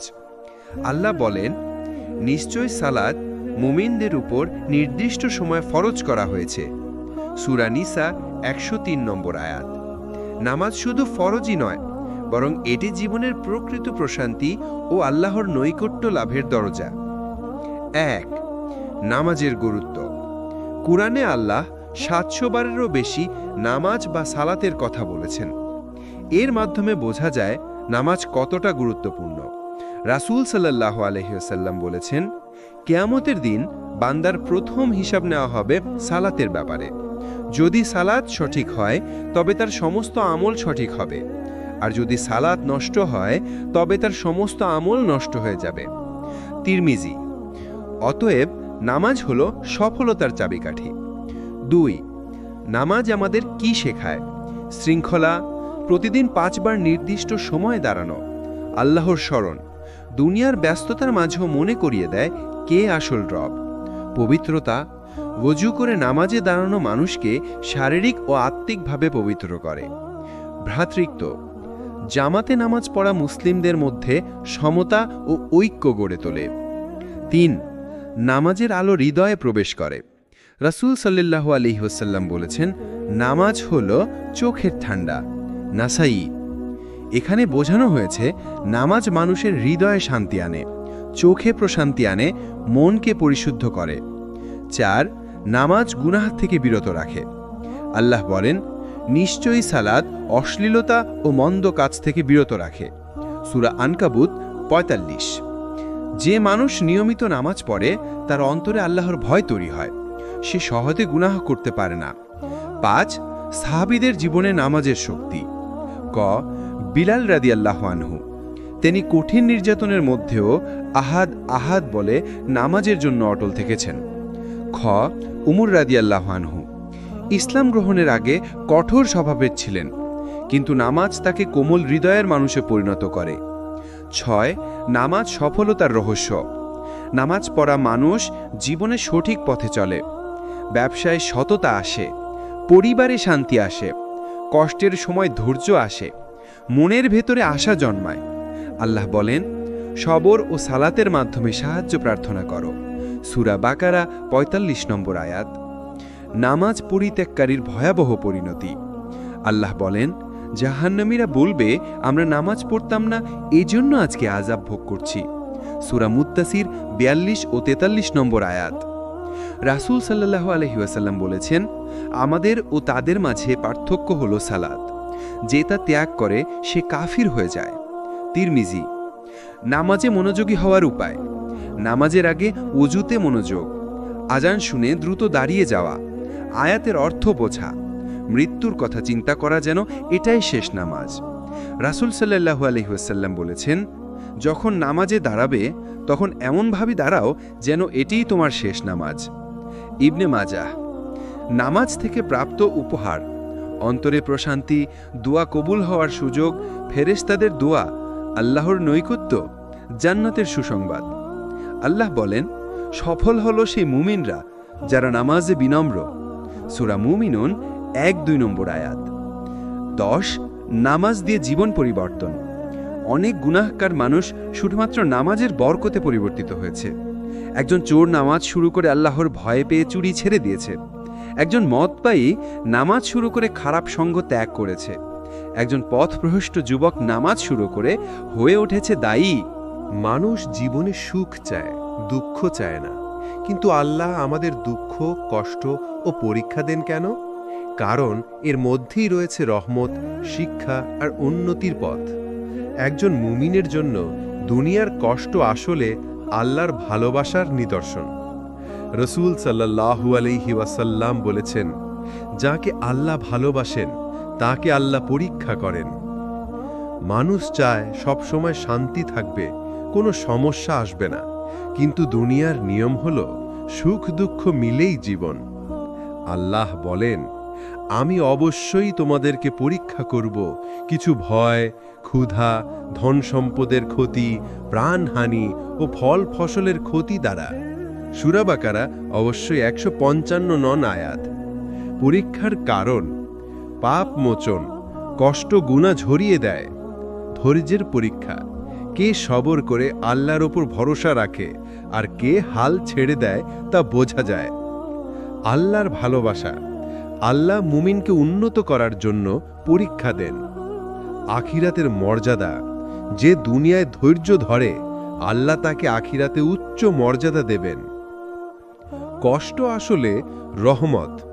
রসূল সাল্লাল্লাহু আলাইহি ওয়াসাল্লাম বলেছেন, মুমিন যখন কোনো কষ্ট, দুঃখ, ব্যাধি, দুশ্চিন্তা কিংবা দুঃখ ভোগ করে, এমনকি কাঁটার খোঁচা পর্যন্ত, আল্লাহ তার দ্বারা গুনাহ মাফ করে দেন। সাহাবীদের জীবনে পরীক্ষা। খাব্বাব দিবেন আরাত রাদিয়াল্লাহু আনহু, তিনি ইসলাম গ্রহণ করার কারণে ভীষণ নির্যাতিত হয়েছিলেন। আগুনের ওপর শুইয়ে দেওয়া হতো, তবুও তিনি ধৈর্য ধরতেন। উম্মে সালামা রাদিয়াল্লাহু আনহা, তার স্বামীর মৃত্যু তাকে দুঃখ দিয়েছিল, কিন্তু আল্লাহ তাকে রসূল সাল্লাল্লাহু আলাইহি ওয়াসাল্লামকে স্বামী হিসেবে দিয়েছেন। আয়েশা রাদিয়াল্লাহু আনহা, তার ওপর অপবাদ দেওয়া হয়েছিল, কিন্তু সবর করার ফলে আল্লাহ কুরআনের মাধ্যমে তার নিষ্পাপ হওয়ার ঘোষণা দেন। পরীক্ষা ছড়া জান্নাত নয়। আল্লাহ বলেন, তোমরা কি মনে করো জান্নাতে প্রবেশ করবে অথচ তোমাদের উপর আগের লোকদের মতো পরীক্ষা আসবে না? সূরা বাকারা অবশ্যই 214 আয়াত। অর্থাৎ পরীক্ষা ছাড়া জান্নাত পাওয়া সম্ভব নয়। কষ্টের সময় সবর করা, মনে রাখা এটি সাময়িক। নামাজে দাঁড়ানো, নামাজ হৃদয়কে প্রশান্ত করে। দোয়া করা, আল্লাহর কাছে সবকিছু সহজ করার আবেদন। ভালো ধারণা রাখা, আল্লাহর সিদ্ধান্ত সবসময় আমাদের মঙ্গলের জন্য। রসূল সাল্লাল্লাহু আলাইহি ওয়াসাল্লাম বলেছেন, মুমিনের অবস্থা আশ্চর্যজনক, তার প্রতিটি অবস্থাই কল্যাণকর। সুখ পেলে শকর করে, কষ্ট পেলে সবর করে, আর এটাই হলো মুমিনের বিশেষ বৈশিষ্ট্য। মুসলিম সেইভাবেই বলেছেন। কষ্টে লুকানো উপহার, গুনাহ মাফ হয়, দোয়া কবুল হয়, ঈমান শক্তিশালী হয়, আল্লাহর ভালোবাসা লাভ হয়, আখিরাতে জান্নাতের মর্যাদা পাওয়া যায়। জীবনের উদাহরণ, একজন ব্যবসায়ী লোক সব হারিয়ে ও ধৈর্য ধরে আবার দাঁড়িয়েছে, কারণ সে আল্লাহর উপর ভরসা রেখেছিল। এক মা সন্তান হারানোর পরও বলেছিলেন, ইন্না লিল্লাহি ওয়া ইন্না ইলাইহি রাজিউন। ফলে আল্লাহ তাকে জান্নাতে উচ্চ মর্যাদা দিয়েছেন। কষ্টে আশার আলো, কষ্ট কখনো স্থায়ী নয়, প্রতিটি কষ্টের পরই স্বস্তি আসে। আল্লাহ বলেন, নিশ্চয়ই কষ্টের সাথেই রয়েছে স্বস্তি। সূরা ইনশিরা 6 আয়াত। কষ্টে জয়ী মুমিন, যে মানুষ কষ্টে আল্লাহর দিকে ফিরে যায় সেই আসল বিজয়ী, কারণ তার হৃদয় আল্লাহর সাথে যুক্ত হয়ে যায়। মানুষ দুনিয়ায় আসে, কিছুদিন থাকে, তারপর চলে যায়। এই দুনিয়া আমাদের চিরস্থায়ী বাসস্থান নয়, আসল ঘর হলো আখিরাত। কিন্তু দুঃখের বিষয় হলো, আমরা দুনিয়ার অস্থায়ী সাজসজ্জায় এতটাই মগ্ন হয়ে যাই যে আখিরাতকে ভুলে যাই। আল্লাহ বলেন, তোমরা দুনিয়ার জীবনকে ভালোবেসেছ, অথচ আখিরাতি উত্তম ও চিরস্থায়ী।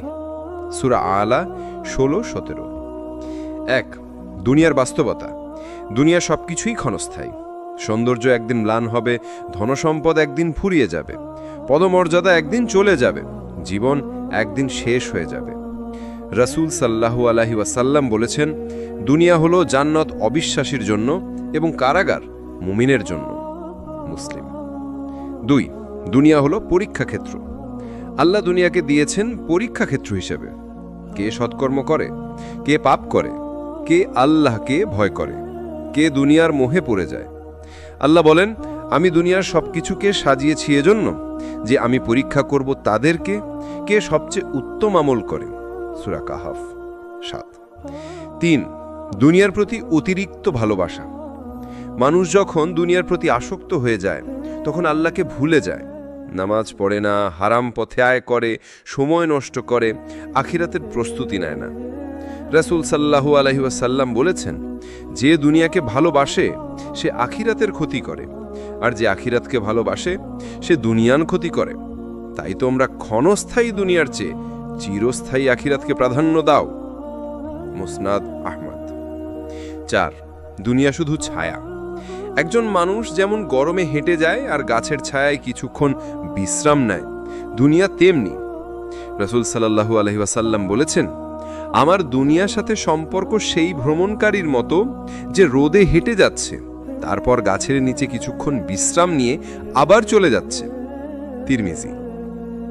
5, আখিরাতের বাস্তবতা। আখিরাত হলো অনন্তকালের ঘর। সেখানে মৃত্যু নেই, কষ্ট নেই। যদি জান্নাত হয়, সীমাহীন সুখ জান্নাত, অথবা সীমাহীন কষ্ট জাহান্নাম। আল্লাহ বলেন, নিশ্চয়ই আখিরাতের ঘরই আসল জীবন, যদি তারা জানত। সূরা আনকাবুত 64। 6, সাহাবীদের দৃষ্টিভঙ্গি। সাহাবীরা দুনিয়ার প্রতি খুবই নির্লিপ্ত ছিলেন। আলী রাদিয়াল্লাহু আনহু বলেছেন, দুনিয়া পেছন ঘুরে যাচ্ছে আর আখিরাতে এগিয়ে আসছে। তোমরা আখিরাতের সন্তান হও, দুনিয়ার নয়। উমর রাদিয়াল্লাহু আনহু রাতভর কাঁদতেন এই ভেবে যে আখিরাতে হিসাব দিতে হবে। 7, দুনিয়া বনাম আখিরাত তুলনা। দুনিয়া সীমিত, আখিরাত অসীম। দুনিয়া ক্ষণস্থায়ী, আখিরাত চিরস্থায়ী। দুনিয়া সুখ দুঃখ মুশ্রিত, আখিরাত জান্নাত হলে শুধু সুখ। দুনিয়ায় মর্যাদা অস্থায়ী, আখিরাতের মর্যাদা স্থায়ী। দুনিয়া ভুলে যাওয়া যায়, আখিরাত কখনো ভুলে যাওয়া যায় না। 8, দুনিয়া ব্যবহার করো, আসক্ত হয়েও না। ইসলাম দুনিয়াকে ত্যাগ করতে বলেনি, বরং দুনিয়াকে ব্যবহার করতে বলেছে আখিরাতের প্রস্তুতির জন্য। হালাল রুজি অর্জন করো, পরিবারকে দেখাশোনা করো, সমাজে কল্যাণ করো, কিন্তু মনে রেখো এইগুলো আখিরাতের সওয়াবের মাধ্যম নয়, আখিরাতের প্রস্তুতি। নামাজ, রোজা, যাকাত, হজ পালন করা, দোয়া ও জিকির করা, মানুষের হক আদায় করা, গুনাহ থেকে দূরে থাকা, বেশি বেশি ইস্তেগফার করা। রাসূল সাল্লাল্লাহু আলাইহি ওয়াসাল্লাম বলেছেন, কবর হলো আখিরাতের প্রথম ধাপ। যদি তা উত্তীর্ণ হয় তবে পরবর্তী ধাপগুলো সহজ হবে, আর যদি ব্যর্থ হয় তবে পরবর্তী ধাপগুলো আরও কঠিন হবে। তিরমিজি। মানুষ যত বড়ই মুমিন হোক না কেন, সে নিখুঁত নয়। পাপ করা মানুষের স্বভাব। তবে সুখবর হল, আল্লাহর দরজা সব সময় খোলা। যে ব্যক্তি আন্তরিকভাবে তওবা করে, আল্লাহ তার সব গুনাহ ক্ষমা করে দেন, যত বড় গুনাহী হোক না কেন। আল্লাহ বলেন, হে আমার বান্দারা, যারা নিজেদের ওপর জুলুম করেছ, আল্লাহর রহমত থেকে নিরাশ হয়েও না। নিশ্চয়ই আল্লাহ সব গুনাহ ক্ষমা করে দেন। সূরা জুমার 53। 1, কেন তওবা জরুরি? মানুষ সব সময় ছোট বড় গুনাহ করে। গুনাহের কারণে দোয়া কবুল হয় না। গুনাহ হৃদয়কে কালো করে দেয়। গুনাহে আসক্ত হলে ঈমান দুর্বল হয়ে যায়। রাসূল সাল্লাল্লাহু আলাইহি সাল্লাম বলেছেন, যখন বান্দা কোনো গুনাহ করে তখন তার হৃদয়ে একটি কালো দাগ পড়ে। যদি সে তওবা করে, ক্ষমা চায় ও ভালো কাজ করে, তাহলে দাগ মুছে যায়। তিরমিজি। 2, তওবার দরজা সবসময় খোলা। আল্লাহর দরজা কখনো বন্ধ হয় না। দিন হোক বা রাত, ছোট গুনাহ হোক বা বড়, লুকানো হোক বা প্রকাশ্য। রাসূল সাল্লাল্লাহু আলাইহি সাল্লাম বলেছেন, আল্লাহ রাতের বেলায় সেই বান্দার জন্য হাত বাড়ান যে দিনে গুনাহ করেছে, যেন সে তওবা করে, আর দিনের হাত বাড়ান যে রাতে গুনাহ করেছে, যেন সে তওবা করে। সূর্য পশ্চিম দিক থেকে ওঠা পর্যন্ত এভাবেই চলতে থাকবে। মুসলিম। 3, তওবার শর্ত। তওবা শুধু মুখে বলার নাম নয়, এর কিছু শর্ত আছে। গুনাহ ছেড়ে দেওয়া, গুনাহের জন্য আন্তরিক অনুশোচনা করা, আর কখনো না করার দৃঢ় প্রতিজ্ঞা করা। মানুষের হক হলে তা ফেরত দেওয়া। 4, সাহাবীদের জীবনে তওবা। কাব ইবনে মালিক রাদিয়াল্লাহু তাবুকের যুদ্ধে অংশ নিতে পারেননি। তিনি মিথ্যা বলেননি, সত্য স্বীকার করেছিলেন। আল্লাহ কোরআনের মাধ্যমে তার তওবা কবুল করেছেন। ওমর রাদিয়াল্লাহু ইসলাম গ্রহণের আগে ইসলাম বিরোধী ছিলেন, কিন্তু আন্তরিকভাবে তওবা করার পর তিনি ইসলামের এক মহাবীর হয়ে ওঠেন। হযরত হামজা রাদিয়াল্লাহু কষ্ট দিয়ে ইসলাম গ্রহণ করেছিলেন, পরে আল্লাহ তাকে আসাদুল্লাহ অর্থাৎ আল্লাহর সিংহ উপাধি দিয়েছেন। 5. পাপ যত বড়ই হোক, একজন মানুষ যদি পাহাড় সম গুনাহ নিয়ে আসে, আল্লাহ তবুও ক্ষমা করবেন যদি সে আন্তরিকভাবে তওবা করে। রাসূল সাল্লাল্লাহু আলাইহি সাল্লাম বলেছেন, যদি তোমরা আকাশ পর্যন্ত গুনাহ করো, তারপর আল্লাহর কাছে তওবা করো, তবে আল্লাহ তোমাদের ক্ষমা করবেন। ইবনে মাজাহ। 6. দেরি না করে তওবা করো। অনেকেই ভাবে যে বয়স হলে তওবা করব, কিন্তু কে জানে মৃত্যু কবে আসবে। আল্লাহ বলেন, তাদের জন্য তওবা নেই যারা মৃত্যুর সময় এসে বলে, এখন আমি তওবা করলাম। সূরা নিসা 18। অতএব তওবা এখনই করতে হবে। 7. তওবা করলে কি হয়? গুনাহ ক্ষমা হয়ে যায়, অন্তরে প্রশান্তি আসে, দোয়া কবুল হয়, রিজিক বৃদ্ধি পায়, আল্লাহর ভালোবাসা অর্জিত হয়। আল্লাহ বলেন, আল্লাহ ভালোবাসেন সেই সব মানুষকে যারা বারবার তওবা করে। সূরা বাকারায় 222। 8. তওবা বিলম্বিত করলে কি হয়? হৃদয় কঠিন হয়ে যায়, গুনাহে আসক্তি জন্মায়, শয়তানের দাসত্বে পরিণত হয়, আখিরাতে কঠিন শাস্তি ভোগ করতে হবে। 9. বাস্তব জীবনের গল্প। এক যুবক মদে আসক্ত ছিল। একদিন কোরআনের এই আয়াত শুনে কেঁদে ফেলল, আল্লাহ সব গুনাহ ক্ষমা করেন। সেই রাতেই সে তওবা করল। পরে সে যুবক আলেম হয়ে অসংখ্য মানুষকে ইসলামের পথে এনেছিল। 10. তওবার সৌন্দর্য। তওবা মানুষকে নতুন জীবন দেয়, পাপের অন্ধকার থেকে বের করে আলোয় আনে। রাসূল সাল্লাল্লাহু আলাইহি সাল্লাম বলেছেন, আল্লাহ তার বান্দার তওবায় এমন খুশি হন যেমন একজন মরুভূমির পথিক নিজের হারানো উটকে হঠাৎ পেয়ে যান। বুখারী ও মুসলিম। নামাজ শুধু কিছু রুকু সিজদার নাম নয়, নামাজ হলো ঈমানের স্তম্ভ, বান্দা ও আল্লাহর মাঝে সরাসরি সংলাপ। নামাজ ছাড়া ইসলামের কোনো মানেই থাকে না। নামাজের ভেতরেই লুকিয়ে আছে আত্মার শান্তি, হৃদয়ের প্রশান্তি এবং আল্লাহর সাথে নিবিড় সম্পর্ক। আল্লাহ বলেন, নিশ্চয়ই নামাজ অশ্লীলতা ও মন্দ কাজ থেকে বিরত রাখে। সূরা আনকাবুত 45। 1. নামাজ কেন এত গুরুত্বপূর্ণ? নামাজ হল ইসলামের দ্বিতীয় স্তম্ভ। নামাজ কিয়ামতের দিনে প্রথম হিসেবের বিষয়। নামাজ ছাড়া আল্লাহর সন্তুষ্টি পাওয়া যায় না। নামাজই মুমিনকে তাফির থেকে আলাদা করে। রাসূল সাল্লাল্লাহু আলাইহি ওয়াসাল্লাম বলেছেন, মানুষ ও কুফরের মাঝে পার্থক্য হল নামাজ। মুসলিম। 2. নামাজে আছে আত্মার প্রশান্তি। যখন মানুষ নামাজে দাঁড়ায়, সে দুনিয়ার ঝামেলা ভুলে যায়, সে আল্লাহর সামনে বিনয় প্রকাশ করে, তার অন্তরে নেমে আসে শান্তি। রাসূল সাল্লাল্লাহু আলাইহি ওয়াসাল্লাম বলেছেন, আমার চোখের শীতলতা রাখা হয়েছে নামাজের ভেতর। নাসাই। 3. নামাজের মাধ্যমে আল্লাহর সাথে যোগাযোগ। আমরা দোয়া করি, আমরা আল্লাহকে মহিমান্বিত করি, আমরা কৃতজ্ঞতা প্রকাশ করি, আমরা ক্ষমা চাই। আল্লাহ বলেন, আমাকে স্মরণ করার জন্যে নামাজ কায়েম করো। সূরা তহা 14। 4. নামাজ ছাড়ার পরিণাম? হৃদয় অন্ধ হয়ে যায়, দুনিয়াতে বরকত উঠে যায়, আখিরাতে জাহান্নামের শাস্তি। কুরআনে আছে, জাহান্নামে প্রবেশকারীদের জিজ্ঞাসা করা হবে, তোমাদের কি হলো? তারা বলবে, আমরা নামাজ পড়তাম না। সূরা মুদ্দাসসির 42 থেকে 43। 5. সাহাবীদের নামাজের প্রতি গুরুত্ব। উমর রাদিয়াল্লাহু তাআলা আনহু যখন ছুরিকাহত হলেন, তখন প্রথম কথা ছিল নামাজ, মানুষ যেন নামাজ মিস না করে। আলী রাদিয়াল্লাহু তাআলা আনহু যুদ্ধক্ষেত্রে তার শরীরে তীর গেঁথেছিল, কিন্তু তিনি নামাজে দাঁড়াতেই সেগুলো টেনে বের করা হয়েছিল। এতটাই নিমগ্ন ছিলেন নামাজে। আবু দারদা রাদিয়াল্লাহু তাআলা আনহু বলতেন, যে ব্যক্তি নামাজকে হালকা ভাবে, তার মধ্যেই ইসলামের কোনো অংশ নেই। 6. নামাজ কিয়ামতের দিনে ঢাল। রাসূল সাল্লাল্লাহু আলাইহি ওয়াসাল্লাম বলেছেন, কিয়ামতের দিনে বান্দার প্রথম হিসেব নেওয়া হবে নামাজ থেকে। নামাজ সঠিক হলে তার সব আমল সঠিক হবে, আর নামাজ নষ্ট হলে তার সব আমল নষ্ট হবে। তাবরানী। 7. নামাজের ভেতরে মনোযোগ বা খুশু। নামাজ শুধু শরীরের কাজ নয়, বরং অন্তরেরও কাজ। আয়াত তিলাওয়াতের সময় অর্থ চিন্তা করা, সিজদায় কেঁদে আল্লাহর কাছে মনের কথা বলা, রুকুতে বিনয় প্রকাশ করা। আল্লাহ বলেন, সফল হয়েছে সেই মুমিনরা যারা নিজেদের নামাজে বিনয়ী। সূরা মুমিনুন 1 থেকে 2। 8. নামাজ ও পাপ থেকে বাঁচার উপায়। যে নিয়মিত নামাজ পড়ে আল্লাহ তাকে গুনাহ থেকে দূরে রাখেন। রাসূল সাল্লাল্লাহু আলাইহি ওয়াসাল্লাম বলেছেন, তোমাদের কারো দরজার সামনে যদি নদী থাকে, সে প্রতিদিন 5 বার গোসল করে, তার শরীরে কি কোনো ময়লা থাকবে? সাহাবারা বললেন, না। তিনি বললেন, 5 ওয়াক্ত নামাজও তেমনি, আল্লাহ এর মাধ্যমে গুনাহ মুছে দেন। বুখারী ও মুসলিম।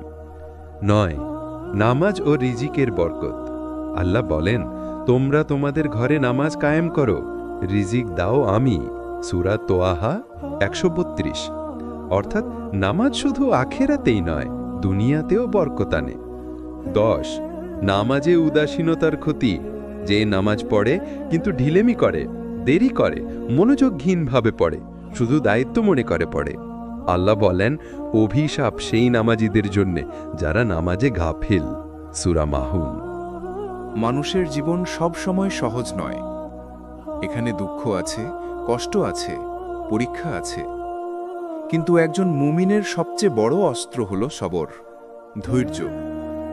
ধৈর্য ছাড়া ঈমান পূর্ণ হয় না, আর ধৈর্য ছাড়া জান্নাত লাভও অসম্ভব। আল্লাহ বলেন, নিশ্চয়ই আল্লাহ ধৈর্যশীলদের সাথে আছেন। সূরা বাকারা 153। 1 ধৈর্য কি? ধৈর্য মানে শুধু কষ্ট সহ্য করা নয়।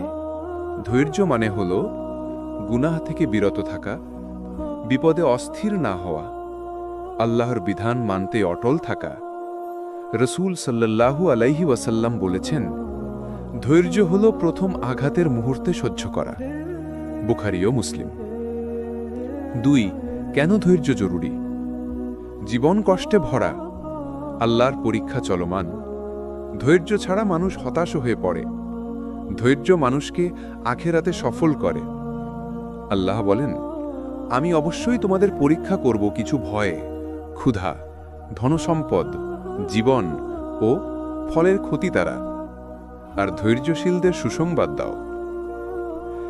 সূরা বাকারা 155। 3 ধৈর্যের প্রকারভেদ।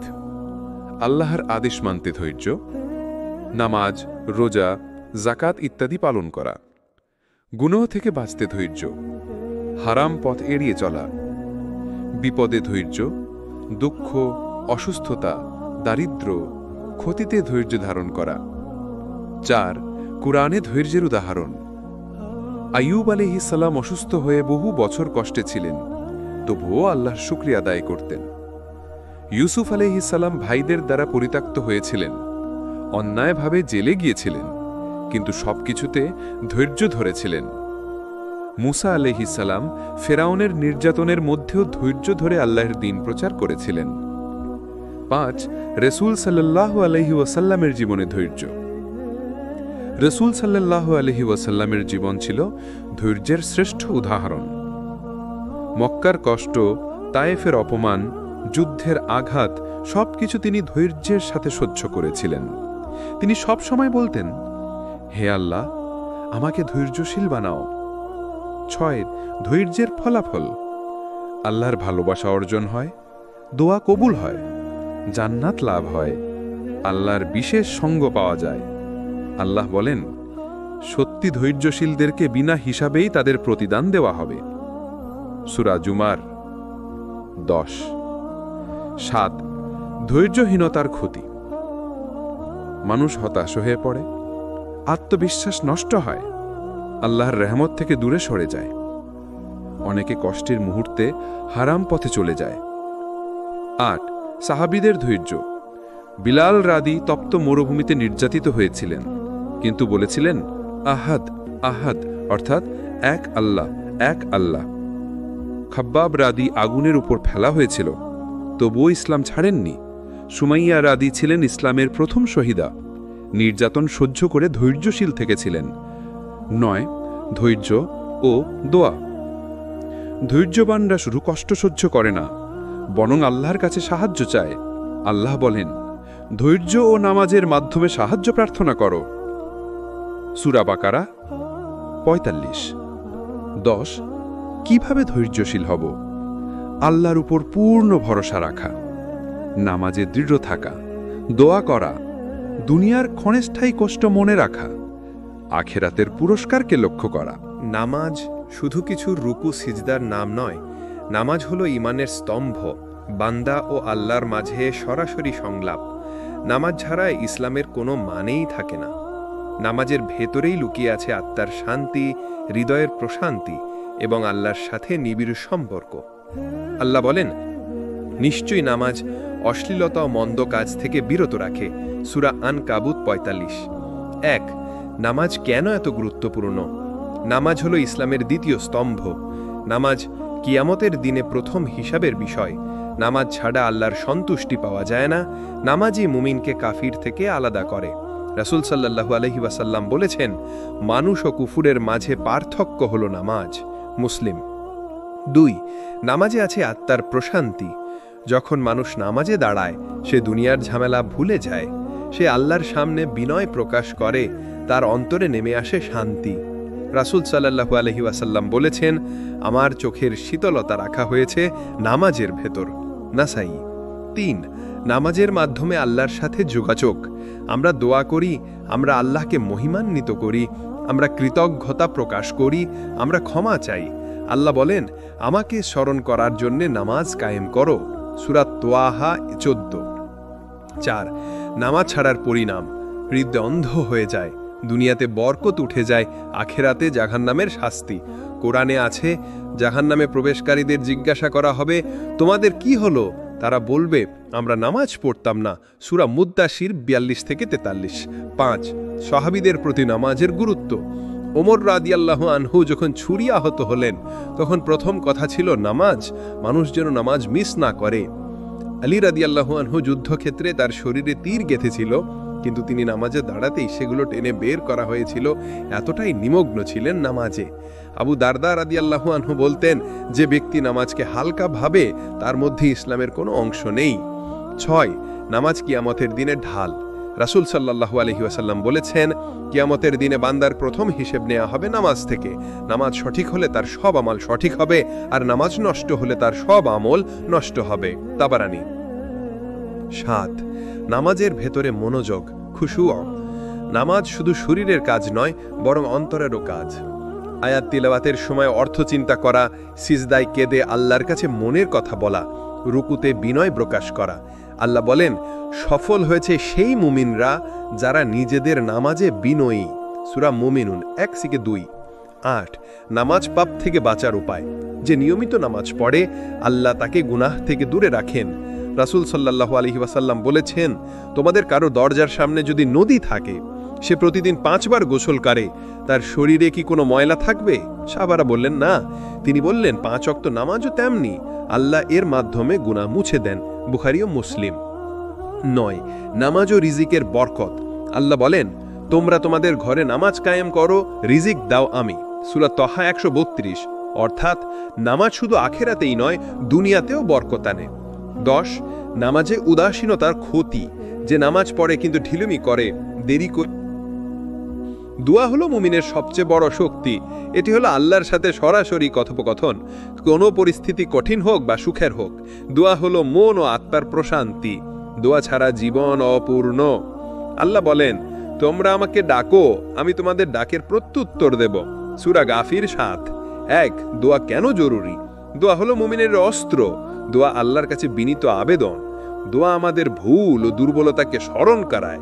দোয়া আমাদের আত্মাকে আল্লাহর সঙ্গে সংযুক্ত করে।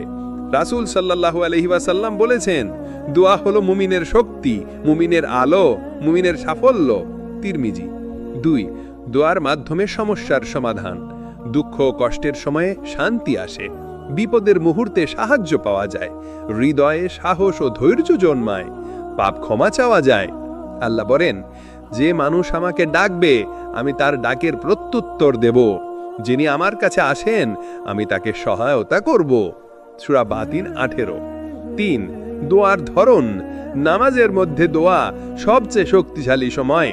নিশ্চিন্ত সময় দোয়া, ঘুম থেকে ওঠার পর বা রাতে। সংকটের সময় দোয়া, বিপদের মুহূর্তে, কঠিন পরীক্ষার সময়। সতর্ক দোয়া, প্রতিদিনের জীবনে ছোট ছোট দোয়া। সাহাবীদের দোয়া। বিলাল রাদিয়াল্লাহু আনহু কষ্টের সময় আল্লাহর কাছে দোয়া করতেন এবং তা কবুল হতো। ইবনু উম্মা শিরাহ রাদিয়াল্লাহু আনহু দোয়ার মাধ্যমে দুনিয়ার সব বিপদ এড়িয়ে গেছেন। আলী রাদিয়াল্লাহু আনহু দোয়ার মাধ্যমে বিজয় অর্জন করেছিলেন। 5 দোয়ার মাধ্যমে আল্লাহর নৈকট্য। দোয়া কেবল অনুরোধ নয়, এটি আল্লাহর কাছে ঘনিষ্ঠ হওয়ার পথ। রাসূল সাল্লাল্লাহু আলাইহি ওয়াসাল্লাম বলেছেন, যে ব্যক্তি আল্লাহর কাছে দোয়া করে আল্লাহ তার অন্তরে উপস্থিত হন। তিরমিজি। 6 দোয়ার নিয়ম। অন্তর থেকে বিনয় হওয়া, তাওবা ও পাপের ক্ষমা চাওয়া, নিজের ও অন্যের জন্য দোয়া করা, ঈমান নিয়ে দৃঢ় বিশ্বাস থাকা। আল্লাহ বলেন, যখন তুমি আমাকে ডাকবে আমি অবশ্যই তোমার ডাকের প্রত্যুত্তর দেব। সূরা গাফির 7 দোয়ার সংযোগ্য। দোয়া মানুষকে আশার আলো দেয়, দোয়া মানুষকে ধৈর্য করে, দোয়া মানুষকে আল্লাহর সঙ্গে সংযুক্ত করে, দোয়া মানুষের মনকে প্রশান্তি দেয়। রাসূল সাল্লাল্লাহু আলাইহি ওয়াসাল্লাম বলেছেন, দোয়া হলো আধ্যাত্মিক হাতিয়ার, কখনো নষ্ট হয় না। যে দোয়া করে আল্লাহ তার প্রতি দোয়া করবেন। বুখারী ও মুসলিম। 8 দোয়া করা কখনো বৃথা যায় না। কোনো দোয়া বৃথা যায় না, যদিও আল্লাহ তার উত্তরের সময় ও পদ্ধতি নির্ধারণ করেন। কখনো উত্তর সঙ্গে সঙ্গে আসে, কখনো পরবর্তীতে আসে, কখনো আল্লাহ উত্তরের পরিবর্তে ভালো কিছু দেন। 9 বাস্তব জীবনের উদাহরণ।